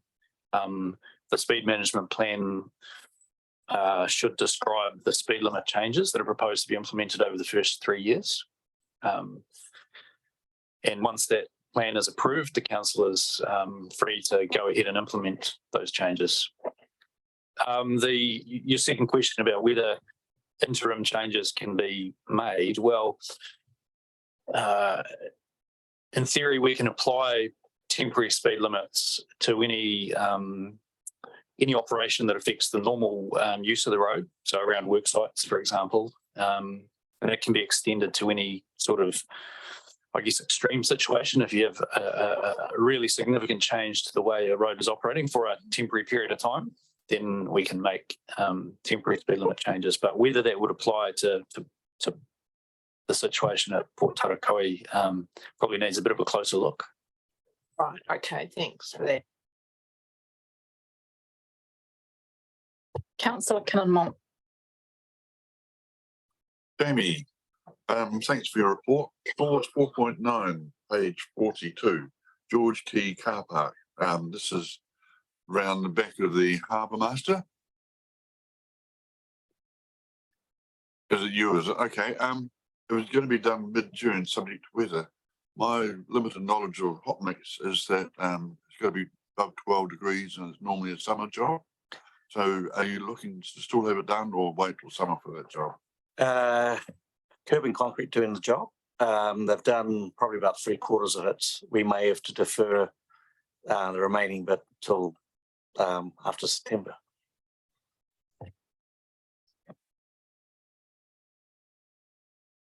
Maybe just a question from me, Jamie. Well, a comment first, really. It's a tricky situation, isn't it, when you're actually trying to implement a strategy. I'm thinking particularly of walking and cycling. And, invariably you've got the people that want it and the people that don't want it. So, we have heard a few comments this morning in the public forum. So I'm wanting to acknowledge that it's a hard place to operate from with respect to your team, and just encourage you to keep going, and in spite of what we're hearing from all sides. So I'm acknowledging that it's tricky work, really. Just with regards to the rollout of public transport, so is everything on track? I mean, we've landed where the bus stops are going to go. Are we, Yeah, good question. There is a lot happening in that space, but I would assess it as yes, on track. But there are still sort of last minute things that crop up. Now that the buses have arrived and they're being tested on the routes, you'll notice the work happening just outside the building here. So the work out here was necessary so that the bus could make a right-hand turn without mounting the central concrete islands on each approach leg. And yesterday we tested the bus making that turn now that those islands have been removed, and now the height of the central roundabout island, the round one, is causing a problem for the bus as it sort of twists its way across that island. So we're going to have to lower that. So we're getting into the finer details of changes, but the good thing is we've given ourselves enough time to make those changes. So yeah, it's a lot of work and it's putting a lot of pressure on the team, and we're asking a lot of our contractors, but the good thing is we've got a good team and good contractors, so all of the changes are being made as they're required. Thank you. Councillor Bryant, Deputy Mayor Bryant. Just a quick question for you, Madam Chair, to Jamie in relation to the cycle trail at 4.21 on page 50. You talk about preparing the bridges and boardwalks for the Pokeroro to Natamoti section, and I understand that. But we haven't lost sight of the off-road in that section on the Tapawera Baton Road. That's to come at a later stage. Through the chair. So the best answer to that is we're preparing our draft long-term plan now, and we're including in the draft some projects to make improvements to the trail to get more sections off road. So that includes that Tapawera Baton section. Yeah. Councillor Walker. Yeah, thank you, through Madam Chair. Some feedback from Little Kaiteri residents. Thank you for addressing that ongoing flooding area. They're very grateful. And the other question I had from a group in my community is, when will the bus timetables and schedules actually be confirmed? And when will we know where the bus stops will be located along the routes? Thanks. Through the chair, our comms team have just put out that information this morning, I believe. They've released maps that show the details of where the bus stops are. And the timetables also, I think, are available on the website that has been set up. So we can refer people to that information. Was that Councillor Walker? Yes. Yep. All right, Councillor Dowler. Thank you. Just one question. I was down at the library yesterday meeting. Trinity and I met with one of the team. When I walked out, are we going to be introducing any more cycle stands at the library area so that people can bike to the bus stop, please? Yeah, through the chair, yes. Yep, that's a key part of the Transport Choices funding that we're going to be used or will be used to provide bike stands. Yep. Councillor Kinnon-Month. Through you, Madam Chair. Jamie, further to Stu's question on 4.21, page 50, the cycle trail where between at Natamoti, you've got Wenham Construction doing some work there. I'm going to get the residents in my neck at the next community meeting. So have we got anything that I can pass on to them, say what they're going to be doing, how long they're going to be there for, that sort of thing, because they like to know what's going on. Right now, we don't have those details through the chair. We've got to navigate an issue around updating a cultural impact assessment for the excavation works required alongside the river, which is a significant area for iwi. So we're still working our way through that. So yeah, I don't have timelines at the moment, unfortunately. Is there a further question, Councillor Kinnon-Month? Yeah, I appreciate the situation you're in, Jamie, but even just a quick little heads up that I could give them, say, this is what we're doing in your area. We can't give you any more detail on this at the moment, but that'd be better than nothing. So if you can give me something, it'd be really great help. Appreciate it. Yep, will do. All right. Any further questions for Jamie? Transportation? No, all right, Jamie, thank you very much. We'll move on to the project delivery update with Russell. That's pages 52 through to 71. So over to you. Thanks, Russell. Thank you. I'll take the report as read. There's a few comments I'd like to make. One is the slightly changed format to the report I've got. And what we're doing currently is giving you life-to-date project budgets and life-to-date project costs. We will still be reporting on our annual program of budgets and actuals, and I'll give you a bit of an update of that shortly. But I think it's more prudent that council is aware of the total cost of budgets, because otherwise, if we just report the annual, it doesn't give you the magnitude of the project. And the same with actual costs. So project accounting is normally for the life of the project, not particularly in the financial year. So that just makes more rounded information on the projects. The other one is how are we tracking? We've just finished the financial year. We don't have all our figures in yet, but our budget was approximately 30 million this year. Of that budget, we're going to deliver about 20, which gives us about a $10 million shortfall, subject to the final figures coming in. But I'd like to highlight some of the areas of the difference between the budgets and the actuals. One is Berryfields. That's a project on our books, which we can't deliver yet. We're waiting for money from Motueka. There's about $3 million in the book, can't be delivered at this time. We have a bridge in the State Highway. That's a 5.5 million estimated bridge. It's actually tendered. We have a preferred contractor. We can't start the bridge because of some land issues on the south side of it. And it's going to be sitting there for about 2 years. In Motueka, the water treatment plant came in $800,000 under budget, which is a saving. We also have about $1 million we can't deliver currently at the rec centre in Motueka because we haven't got a scope for the job yet. And the reasons for that is the Motueka water treatment plant is running really well, and that may reduce what we do at the rec centre. So until we've got all the final flows and et cetera from the water treatment plant, we haven't decided exactly how that project will proceed. And the chances are that actually will deliver some savings.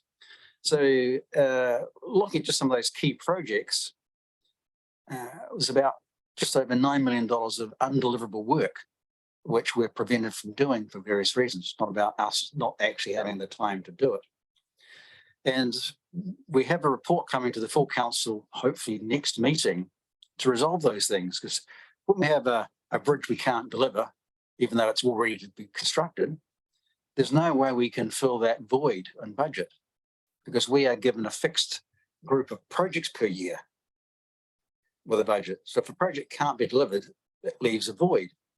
The report that's coming to council will ask for approval to have a 3-year rolling program. That will mean we'll have projects in years 2 and 3 ready to fill voids if they occur. So if we have a bridge that can't be, which is designed and actually tendered, we can't deliver it, we can pick the next priority to fill the void. That report's had a lot of effort into it. It's actually been reviewed through Simpson Grierson to ensure we agree and obey all the right local government accounting rules. And we look forward to that being approved because that'll give us the flexibility in our program. So what have we been doing? If we've got a few projects that haven't gone into construction, what's my team doing? Good question. Well, Jamie has given us a lot of work, and it's called Streets and Transport Choices. That's new work that came our way. It's worth about $22 million. And it's consuming 3 of my project managers almost full time every day. And the piece of work we're doing at the moment actually spends very little money. It's in the consultation process and in the design process. And there's a hell of a lot of work in doing consultation and design and very little spend in comparison because most spend in projects is in construction. 80% of the money for a project is in construction spend, not. But that's a very time-consuming project, Jamie. Thank you. And but Jamie's team is also working with us because they were the master planners of this project, and it's very much a hand-in-glove project with Jamie's team and my team in terms of delivery, as we fine-tune things like the bus out here, etc.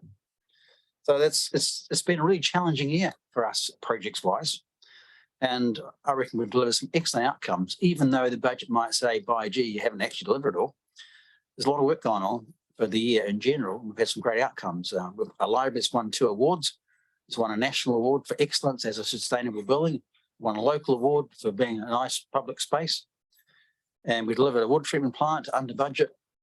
And generally, it's been a good year. And we're just starting up a port. I was at Port Tarakoe with Nick yesterday. And we're finally starting construction work at Port Tarakoe. And that's a really good project to get underway. So if there are any questions, I'm happy to take. Thank you, Russell. Councillor Kinnon-Month. Thanks for your report, Russell. I fully support the idea of having a 3-year rolling program, and you can move projects around when it suits. Do you have a bottom drawer that you've got projects in that you could just pull out and get done to, because this lack of expenditure is going to be hard to pallet with some of our ratepayers? No, we don't have a bottom drawer because our projects are capped with the year we're in. So we get about 20 projects a year, approximately, various. That's it. If we want to get a new project, we've got to come to the full council and ask for it. And we can't actually start designing work for, well, I've got a project that's this long. It's called a 10-year plan. I've got lots of projects. I can't start them without money. So there are projects I'd like to start that are in next year's budget. I can't start because I haven't got any money. I can't pay anyone. And the whole idea is if we have a 3-year rolling program, we can do the design work for some of those projects and have them in the drawer. And if a bridge can't be built, we can go to the next priority and say, okay, we've got that designed. We can go out to tender.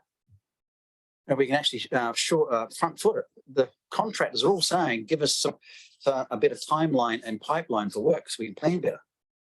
And we aren't able to give them as much as we'd like to. Our consultants are doing the same. They all want to have a longer program of work so they can actually resource their consulting, which is the design process, and the construction better for the longer time frames. There's a lot of benefits of having that rolling program. And the proposal is that when it comes to choosing the priorities, it won't be us as staff. We're actually going to go through the procurement and tenders panel. So we use that vehicle to agree on the priorities and how we do it and how they shift the budgets. So there's still some council control on it, but it'll make it a lot better for a planning perspective. And I'd spent a long time in the private sector, and we always had 3-year programs because we always knew you can't predict the year you're in. Things will happen beyond your control. So you have to have ways to fill those voids. Thank you, Richard. It sounds like a lot of good advocacy for the, Russell, sorry, a lot of good advocacy for the paper that's due to come to a future council meeting. Thank you. Councillor Kinnon-Month. One last question, Russell. What's the construction industry like out there? Is there a lot of work? Is there a lot of contractors waiting for work? There has been a lot of work. There's been quite a slowdown in the residential sector, particularly in section developments. I have contractors now asking me for work. So there's an appetite for work out there at the moment. Thank you. Community Board Member Armstrong.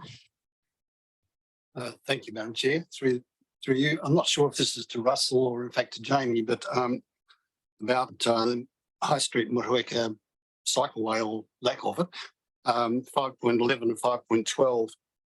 We heard this morning in the public forum and at the community board meeting a couple of weeks ago, we heard even more there that the challenges, facing some challenges, it says there in 5.11. I assume that means the opposition, strong opposition that was made very public. I can assure you from people I talk to that there are a good number of people who are very strongly in favour of that cycleway down there, some sort of cycle safety, rather than shoving any cyclists to have to go way out of their way by alternative parallel paths. The question is, in 5.12, you say we will revisit what is possible and what the community, etc., in the future. I'm just wondering if that's 2027 has been talked about as the next time it could be looked at, but will there be any urgency to look at that earlier to satisfy those who are really worried about the safety of cycling down that road? Thank you. Yeah, through the chair, that really is at the heart of this whole thing. Best answer I could give is I wouldn't use the year 2027 in any significant way. I think what's more important is to realise that we've obtained a lot of feedback on High Street, and what that has meant is that it's not possible to progress the project that was originally envisaged within the time frame that we have. We have to have designs signed off by Waka Kotahi by the 29th of September in order to meet their milestones and retain the funding. It's going to take us longer than that to work through the High Street issues, if you want to call them that, to get a project that that is, I guess, more widely supported. So we don't have an exact date because, as Russell sort of alluded to, we're focused on doing what we have to do right now, and we can revisit other elements as we have time to. You know, the team are just at full capacity. But I think it's important that we all focus on the bigger picture, which is the council has a walking and cycling strategy which sets the vision for how we want our communities to be able to interact with our transport system and get around. And you know that it is really, really tricky to do these projects without upsetting people. In fact, it's impossible. So the question for all of us is, how do we deal with upset people and still keep our eye on the big picture? And I don't have the exact formula for that. I don't think there's any sort of road controlling authority that does. You know, these things, the most controversial elements of these programs always take time to work through, and I think we're better to take time to work through it. So we're stuck between having to deliver some stuff really fast, and what we want to do is get support for the things we are delivering and show that those are really great projects and people will love them, and then follow that up with the other great projects that that we think people will love, but maybe they don't know that they'll love them yet. Mr. Kirby. Thank you, Jamie. You've explained it. I think if we go back to the High Street situation, we got to a point where there was a lot of noise out there, and even amongst some members of the governance team, both Motueka Community Board and around this table. And we felt as officers that unless we had the support of the governance team to progress with these, because it's a principal decision, not a decision of preference effectively, we deferred it. Questions were asked why we didn't cancel it. Well, I think we all know that cycleways, we've heard since we made those decisions, we've heard from the cycling groups that, you know, we want it in place. Why have you deferred it? So there is the other side of the community that has spoken, and that's why we have deferred it. So sometime in the future, the only risk now is that if we do go ahead with it in the future, unless Waka Kotahi extends its deadline, we won't have the 95% funding that we've got now. So that's probably the disappointing part. And certainly having something like that in High Street would have actually, although there's a lot of naysayers about it, I think people would have got used to it and done it. Can I also say that we've got the speed management plan coming up, and we're going to have to probably hold the line on that as well. And governance needs to be really, really comfortable about the decisions that are being made so that they can actually respond to the community's comeback. And I encourage governance to really be on top of the speed management plan, because when we do go out with that, we are going to get pushback. And if you have the background to it and fully understand why we're doing what we're doing, that certainly helps us in rolling it out. Because the last thing we want to do is to progress with something and even have our governance arm totally opposed to what we're doing or feeling as though we're uncertain about it. And that's not a position that I, myself or my staff want to be in. We need to know we've got your support. So just those comments. Thanks.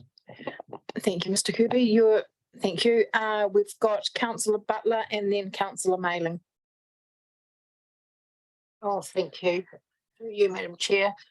Yeah, one project where we do have the funding, but it doesn't seem to be progressing due to Fonterra. So it's the extension of the Motueka footpath. And I'm just wondering whether or not there's anything that could be done to get some progress and connection with Fonterra over that. I know we're working with Fonterra to try and get agreement on the land. Without that, we can't do the path. What's the progress? Is there any? Or I have to come back to that probably team update. I'm not sure. That's the sticking point. It's being worked on. Right. It's not being worked on by my team in terms of land acquisition. Okay, thank you. Well, I will provide an update. Councillor Mailing.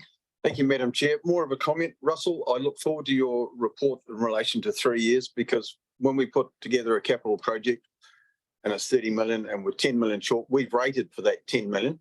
It's only the bit that we use, so it might be 10% of that. So we've rated for that million and then we don't deliver it. So, and being on the tenders panel, I understand some of the constraints that you have. I think it's a good thing when contractors are looking for a bit of work because they tend to sharpen their pencil. I've sat there with you when we've had one bid for a job. It's much better to have 5 from our perspective because it makes our dollar go further. And I'll put my hand up. I've probably caused some of the heartache for some of your project guys because I've been in their office a bit lately. So, but that's part of my job. Thank you, Councillor. Thank you, Councillor Mailing. Yeah, look, I mean, I just, congratulate the project delivery team for the projects that you have delivered, and it's very worthwhile to reflect back on the year and what's achieved. You can get wound up in the things that maybe are not going so well, but good on you for pointing out the successes and acknowledging the Motueka Library. What a great asset in it. I'm wondering, just with regards to the Whitby Green toilet replacement, it says it's in design and that project completion date is the end of this month.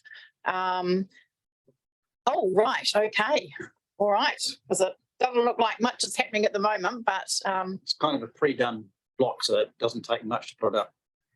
Excellent, that's great to hear. Thank you very much. So doesn't look like we have any further questions for you, Russell. So we'll move on to the property update with Nick, and this is pages 71 to 75. Thank you. Thank you, Madam Chair. Take the report as read, and any questions?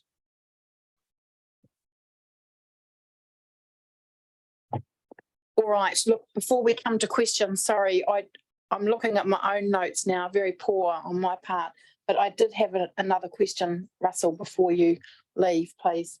On page 70 of your report, which covers the Better Off funding program, you've actually got a paragraph in there, 5.8, which says majority of the projects are at the initiation and delivery stages and 4 of the projects are on hold. And then you bullet point 4 projects. Are you implying that those are the 4 projects that are on hold? Well, yes, we take the Motueka Pool. We can't progress that without the land. That's the main one there. I wanted particularly to talk about the Waimea Community Facility Project. I think it would be a wrong thing to say that it's on hold. We're actually doing a needs assessment, which has been done and completed. So I'm not understanding what part of on hold that is. Through the chair. So as we've probably discussed recently, we have a program coming up where we want to put a report to the next council meeting outlining the next steps. So you're correct, it is ongoing, but I'm not totally clear what figures you're referring to there, Russell. Was it the... Well, in terms of delivering something, we're not doing much on it at the moment, so it's on hold for us. That's the point. I think we're actually working on the scope of it at the moment. Yeah. When we get the scope finalised, that's when the project delivery team sits underway. So as far as the project delivery team is concerned, it's on hold until they receive a scope. And so what's ongoing at the moment is working with the community to find out what the scope of that project is so that we know what we're going to actually deliver. Okay, I think it's just a wording issue and the interpretation of the wording. I would hate someone from the community to read that and they interpret it as being, oh, the whole thing's on hold, because that's actually not the situation. So it might just be able to be more clearly worded. All right, apologies for going backwards instead of forwards. Nick, we'll pass over to you, please. Councillor Darley, you had a question? Yes, just about the grazing land. I Old Wharf Road.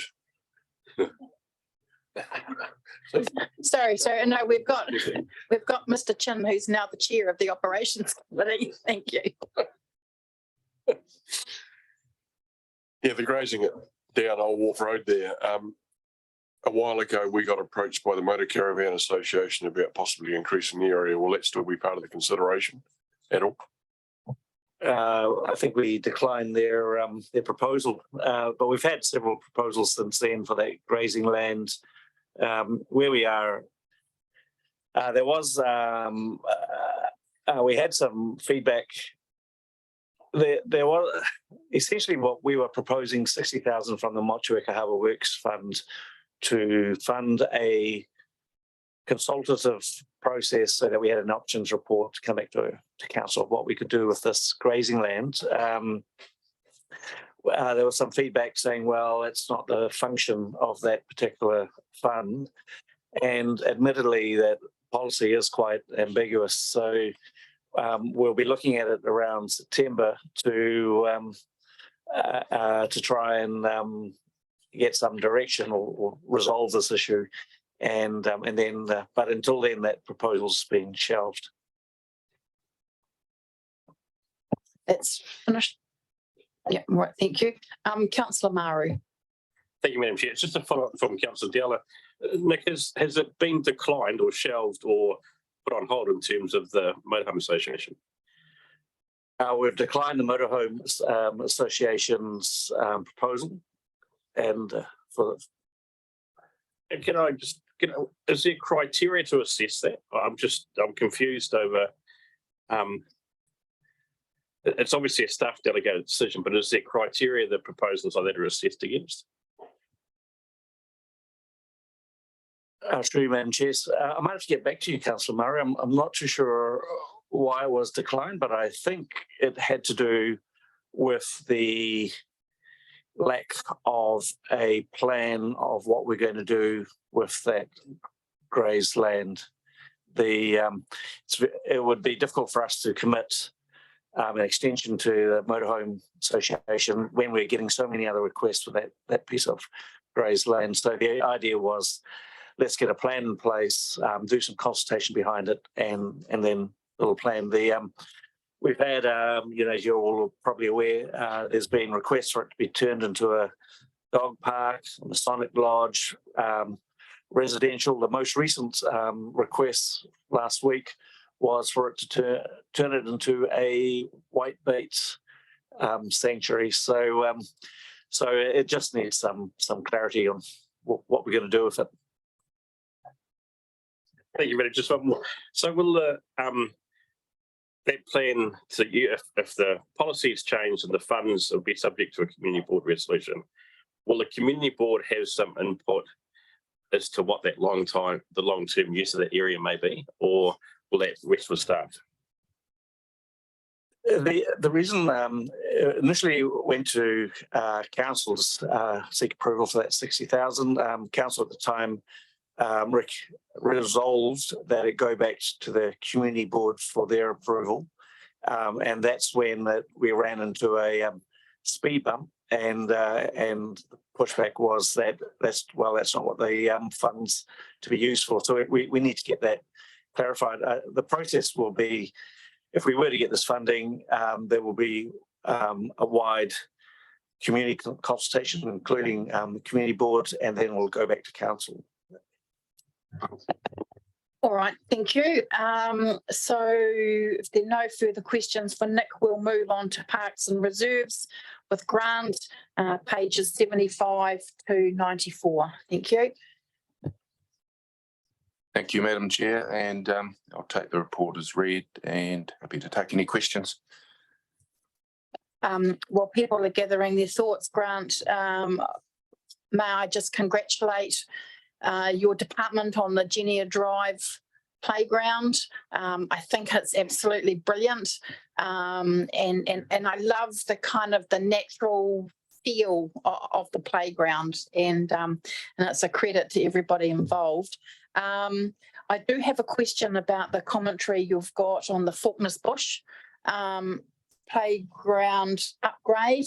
The commentary says design concept and initial community consultation completed. And I'm just wondering if you can describe for me what that initial community consultation was and how it could be completed. Unfortunately, Rob Coleman, who's leading that project, is away at the moment, so I might have to report back to you on that. But I know that they're wanting to do some more in-depth consultation, so it's not the end of it by any means, and there could be some more detailed design work carrying on too. So, okay, all right, I'll be happy with that. So, Councillor Mayling. Well, the only one I'd have would be lights at the skate park. They're going to be turned off at 9 o'clock because I see they've finally been fixed after 2 years of waiting, but I don't think a lot good happens after 9 o'clock at a skate park. so my understanding with those is that it's like a push button timer arrangement. So yeah, they could continue beyond that time, but we might have to relook at that if it's an issue. I'll talk to you offline about that. Councillor Maru. Thank you, Madam Chair. It's probably just an opportune time. I've got one question first, and that is, we walk a croquet, so Nilmac have chosen to withdraw. Are you sending some message? I'm not sure. It's just a weird thing to have in this report. Can you allude to the withdrawal? So that information was received from one of the team that and they're currently looking at other options for maintenance of that croquet green, and I believe there's been conversations going on with other providers there, and fairly close to getting someone to do it. It's interesting, Drew. And then just finally, through you, Grant, can I just acknowledge Beryl? So we've journeyed on different paths for a long time, and you've always been a person that's had my utmost respect. So I wish you well.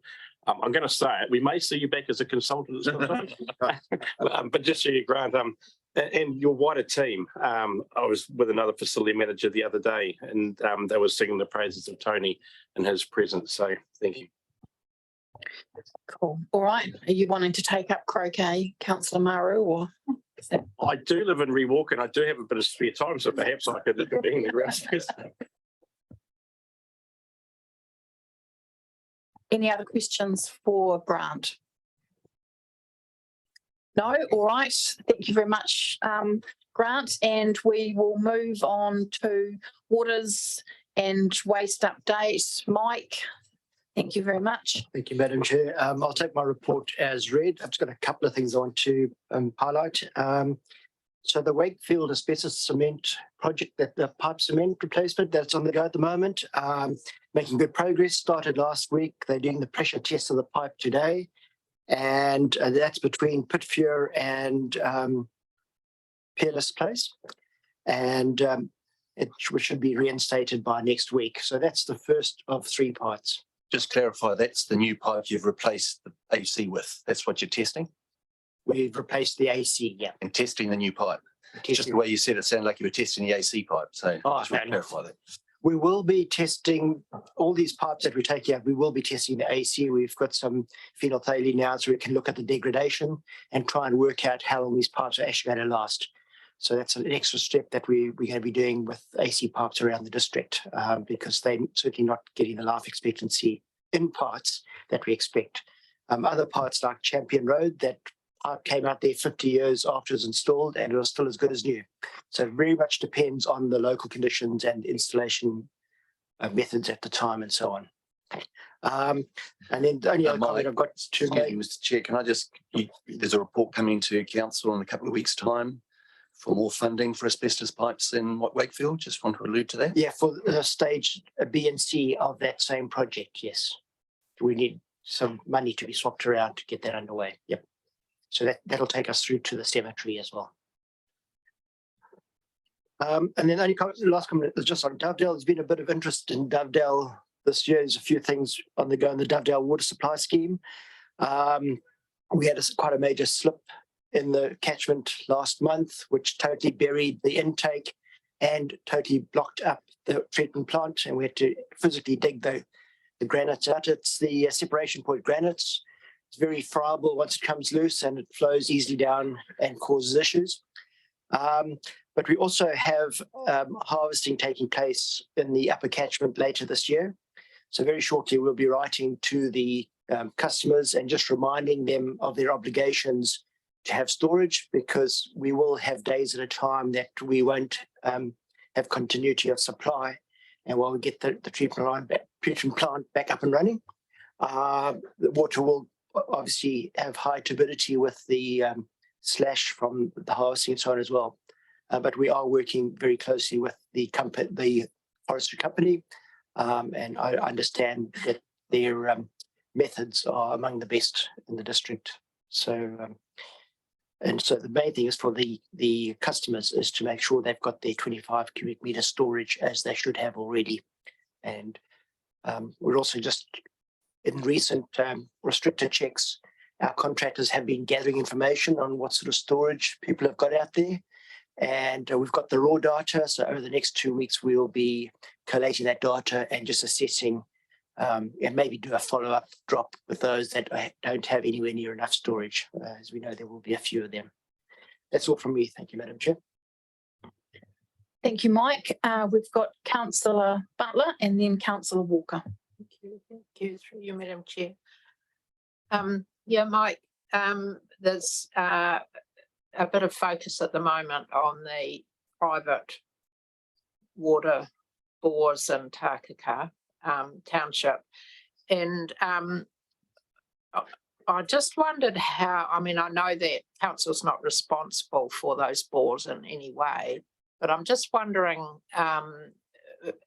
for clarification for the community, how far does our responsibility extend for giving advice?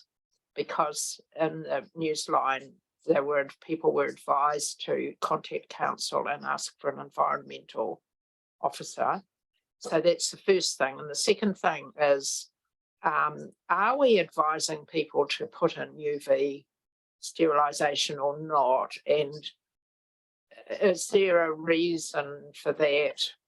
I know that it's can be not always reliable, and I see that Upper Takaka have now been told to boil water because of the failure of the UV, or it's not doing its job. So it would be really good to just get a heads up about that. So because the community are sort of asking and wanting to get some direction, we're trying to educate them about their bores. Yeah. Through you, Madam Chair. Yeah, this has gone full circle. That community had a really good opportunity a number of years ago to actually be part of a water supply scheme with treated water. That would have been the cost-effective way of doing it. They chose to turn it down. So our responsibilities end at the point of supply. We don't have a point of supply for Upper Takaka, so we have no responsibility for that water supply. Similar to the 2/3 of Motueka that don't have, are not connected to our supply. However, I think there are responsibilities for probably the district health boards and Taumata Arawai, and there might be something else that they'll have to address with communities where there are large communities with no treated water supply. But at this stage, we're not getting involved in that. There's enough suppliers of treatment of end-point treatment plants out there that can give good advice. The problem is they give the advice, they supply these things, and as they're installed, people don't maintain them. And so they're back within a year or 6 months, they're back to where they started with untreated water again. It's just that we are actually advising the community in our communications to contact council, contact an environmental officer for advice. So that's just a little bit of confusion there. Yeah, I'm afraid that's not from my team. Oh, well, whose team would that I'm be not from? sure. Perhaps I could just clarify that. When we talk about contact the council, one of the difficulties we have is that we're responsible, we talk about that community infrastructure responsible for the supplies that we own and operate. Every other resident in the community that's not connected to that, under the Building Act, they have to show that they've got a potable water supply delivered to their houses. Now, if they're not connected to a council supply, as community infrastructure, we're not responsible. However, the Building Control Authority, council as a building control authority, and environmental health officers, if they visit a house and there's sickness and the water's not good quality, under the Building Act, they can issue, you need to get your water sorted out. So although we say council, it's actually which department of council, and that's probably where the clarity needs to be really refocused. So in the case of Tākaka, contact the council is probably more contacting the environmental health officer or even the Te Whatuora, to make sure that they've got a potable water supply and have it checked as a private supplier. I think that's correct, isn't it, Mike? Through Madam Chair, if I can just add to that as well. One of the we've had a meeting with the building team this week. We do try and work with them, but there's only a limit to how many staff they've got after code of compliance.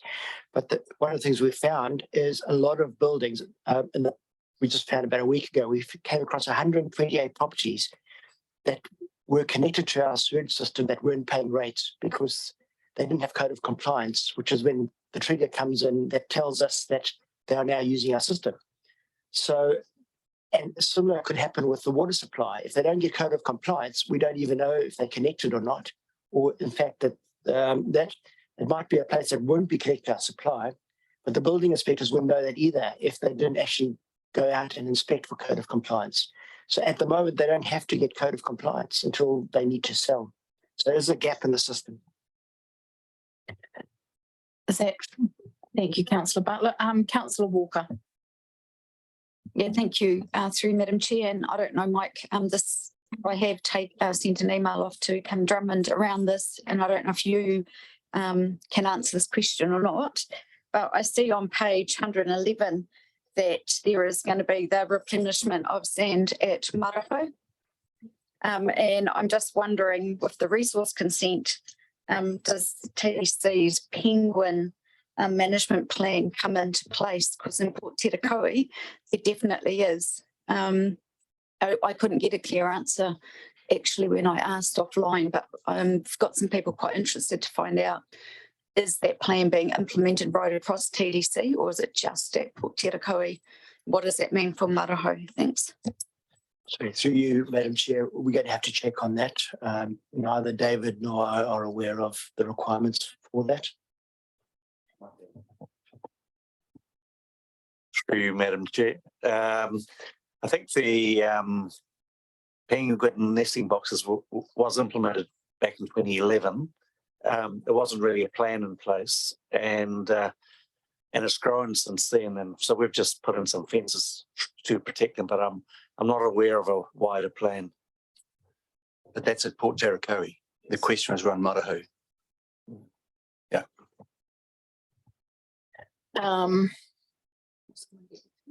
So just to close the loop on that one, so Mike, will you take the action for someone to get back to Councillor Walker? Thank you. Just a question from me, Mike, with regards to the Dovedale water scheme. You mentioned that when you're doing some restricted checks, you're gathering data on the amount of storage, water storage that people have. Can you just outline for me what is the requirement for users connected to that scheme, what water storage they require, and what is the contractual arrangement or bylaw or whatever between a user that holds units on the scheme and the council? Yes, Madam Chair. So each person that is connected with a restricted supply is required through the bylaw to have a 25 cubic meter storage minimum. And we recommend, if they've got more than 4 units for their property, that they have 7 days storage or equivalent of 7 days storage. We do, so when we do the restricted checks, we check to see what storage they have. However, we can only access up to the point of supply, which is the restrictor. So a lot of these places have restrictors on their boundary, which is our preference, so we don't have to go into the properties. So unless that is located near to their tanks, we often cannot actually assess it either, unless we carry out a specific inspection of the tanks as well, which would be another exercise in itself. And then maybe the second part of my question is that if you're a user and hold units on that scheme, is there something that actually outlines what you need to do as a user? Yes, so the letter we drafting to go out at the moment, we've actually got a link to a brochure for rural water supplies back to our website, and there'll be a link on there. So there's two parts to it. The one is just general information on rural water supplies, and then there's a specific brochure about storage and treatment and what you're responsible for and so on. It's quite a detailed, just a 2-page brochure that goes with it as well. So is it a bylaw or not? The rules behind are in the bylaw, the water supply bylaw. The brochure is just an information guideline document. Cool. All right. Thank you very much. And I've got another question actually in relation to rivers. And this might just, I might not understand it properly, but I feel as though often when I've been in conversations about river management and gravel extraction, we talk a lot about the global consent that the council holds, and that maybe sometimes we might want to do work, but it's actually the conditions of our consent that prohibit it. So what I'm wondering is what's the duration of that consent, and when and how might we be looking to change the conditions of the consent? I'm happy to answer that, Madam Chair. So our consent from memory expires in 2042, my recollection. But one of the advantages, one of the tools we do have is that sitting underneath the consent is what's called an environmental management plan, and that details how we'll actually do the activities under the consent. So what we're exploring or what we've started at the moment is a review of the EMP, which needs to happen every 2 years anyway, and exploring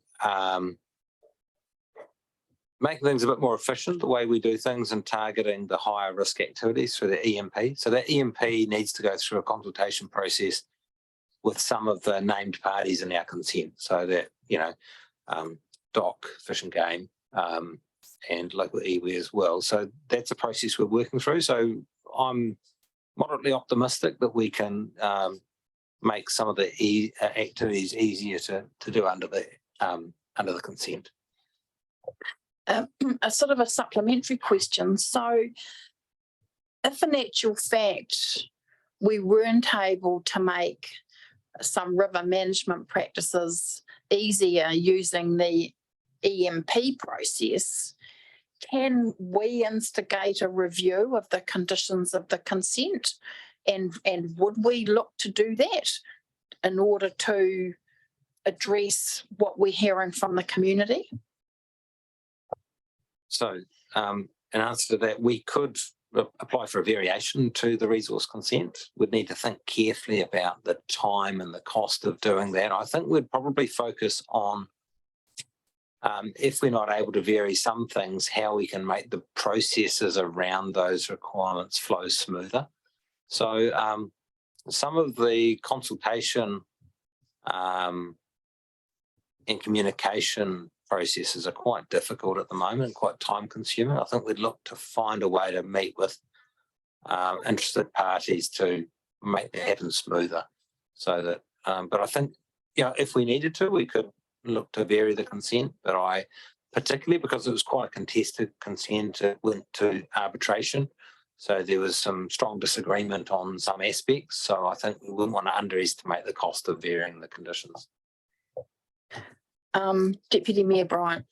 So David, if I may just follow on from the chair, through the chair, is there any way we can enable more gravel to be extracted as was requested by the presentation in the short term quicker?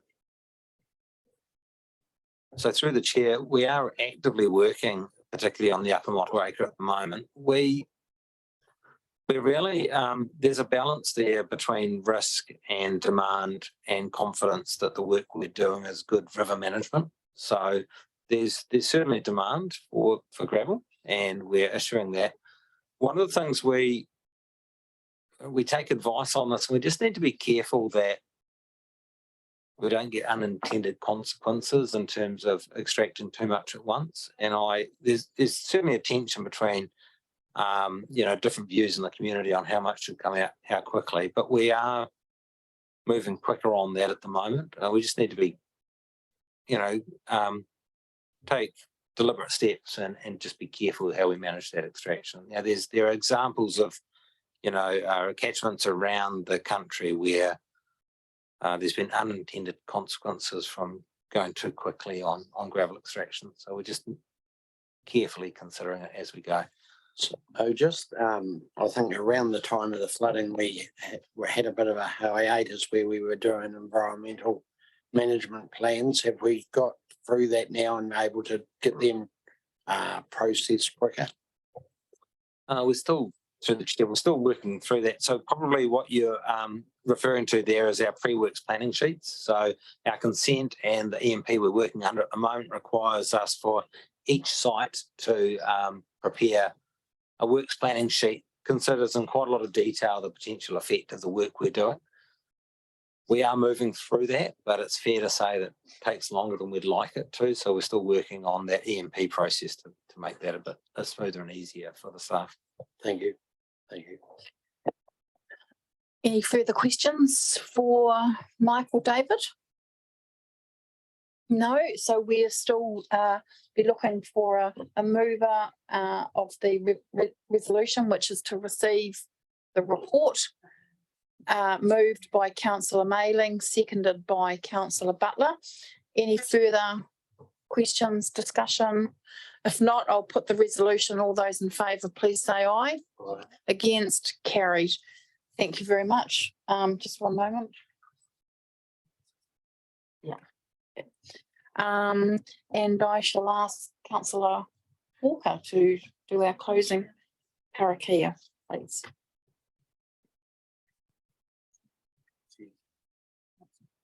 She's going to do it a different way.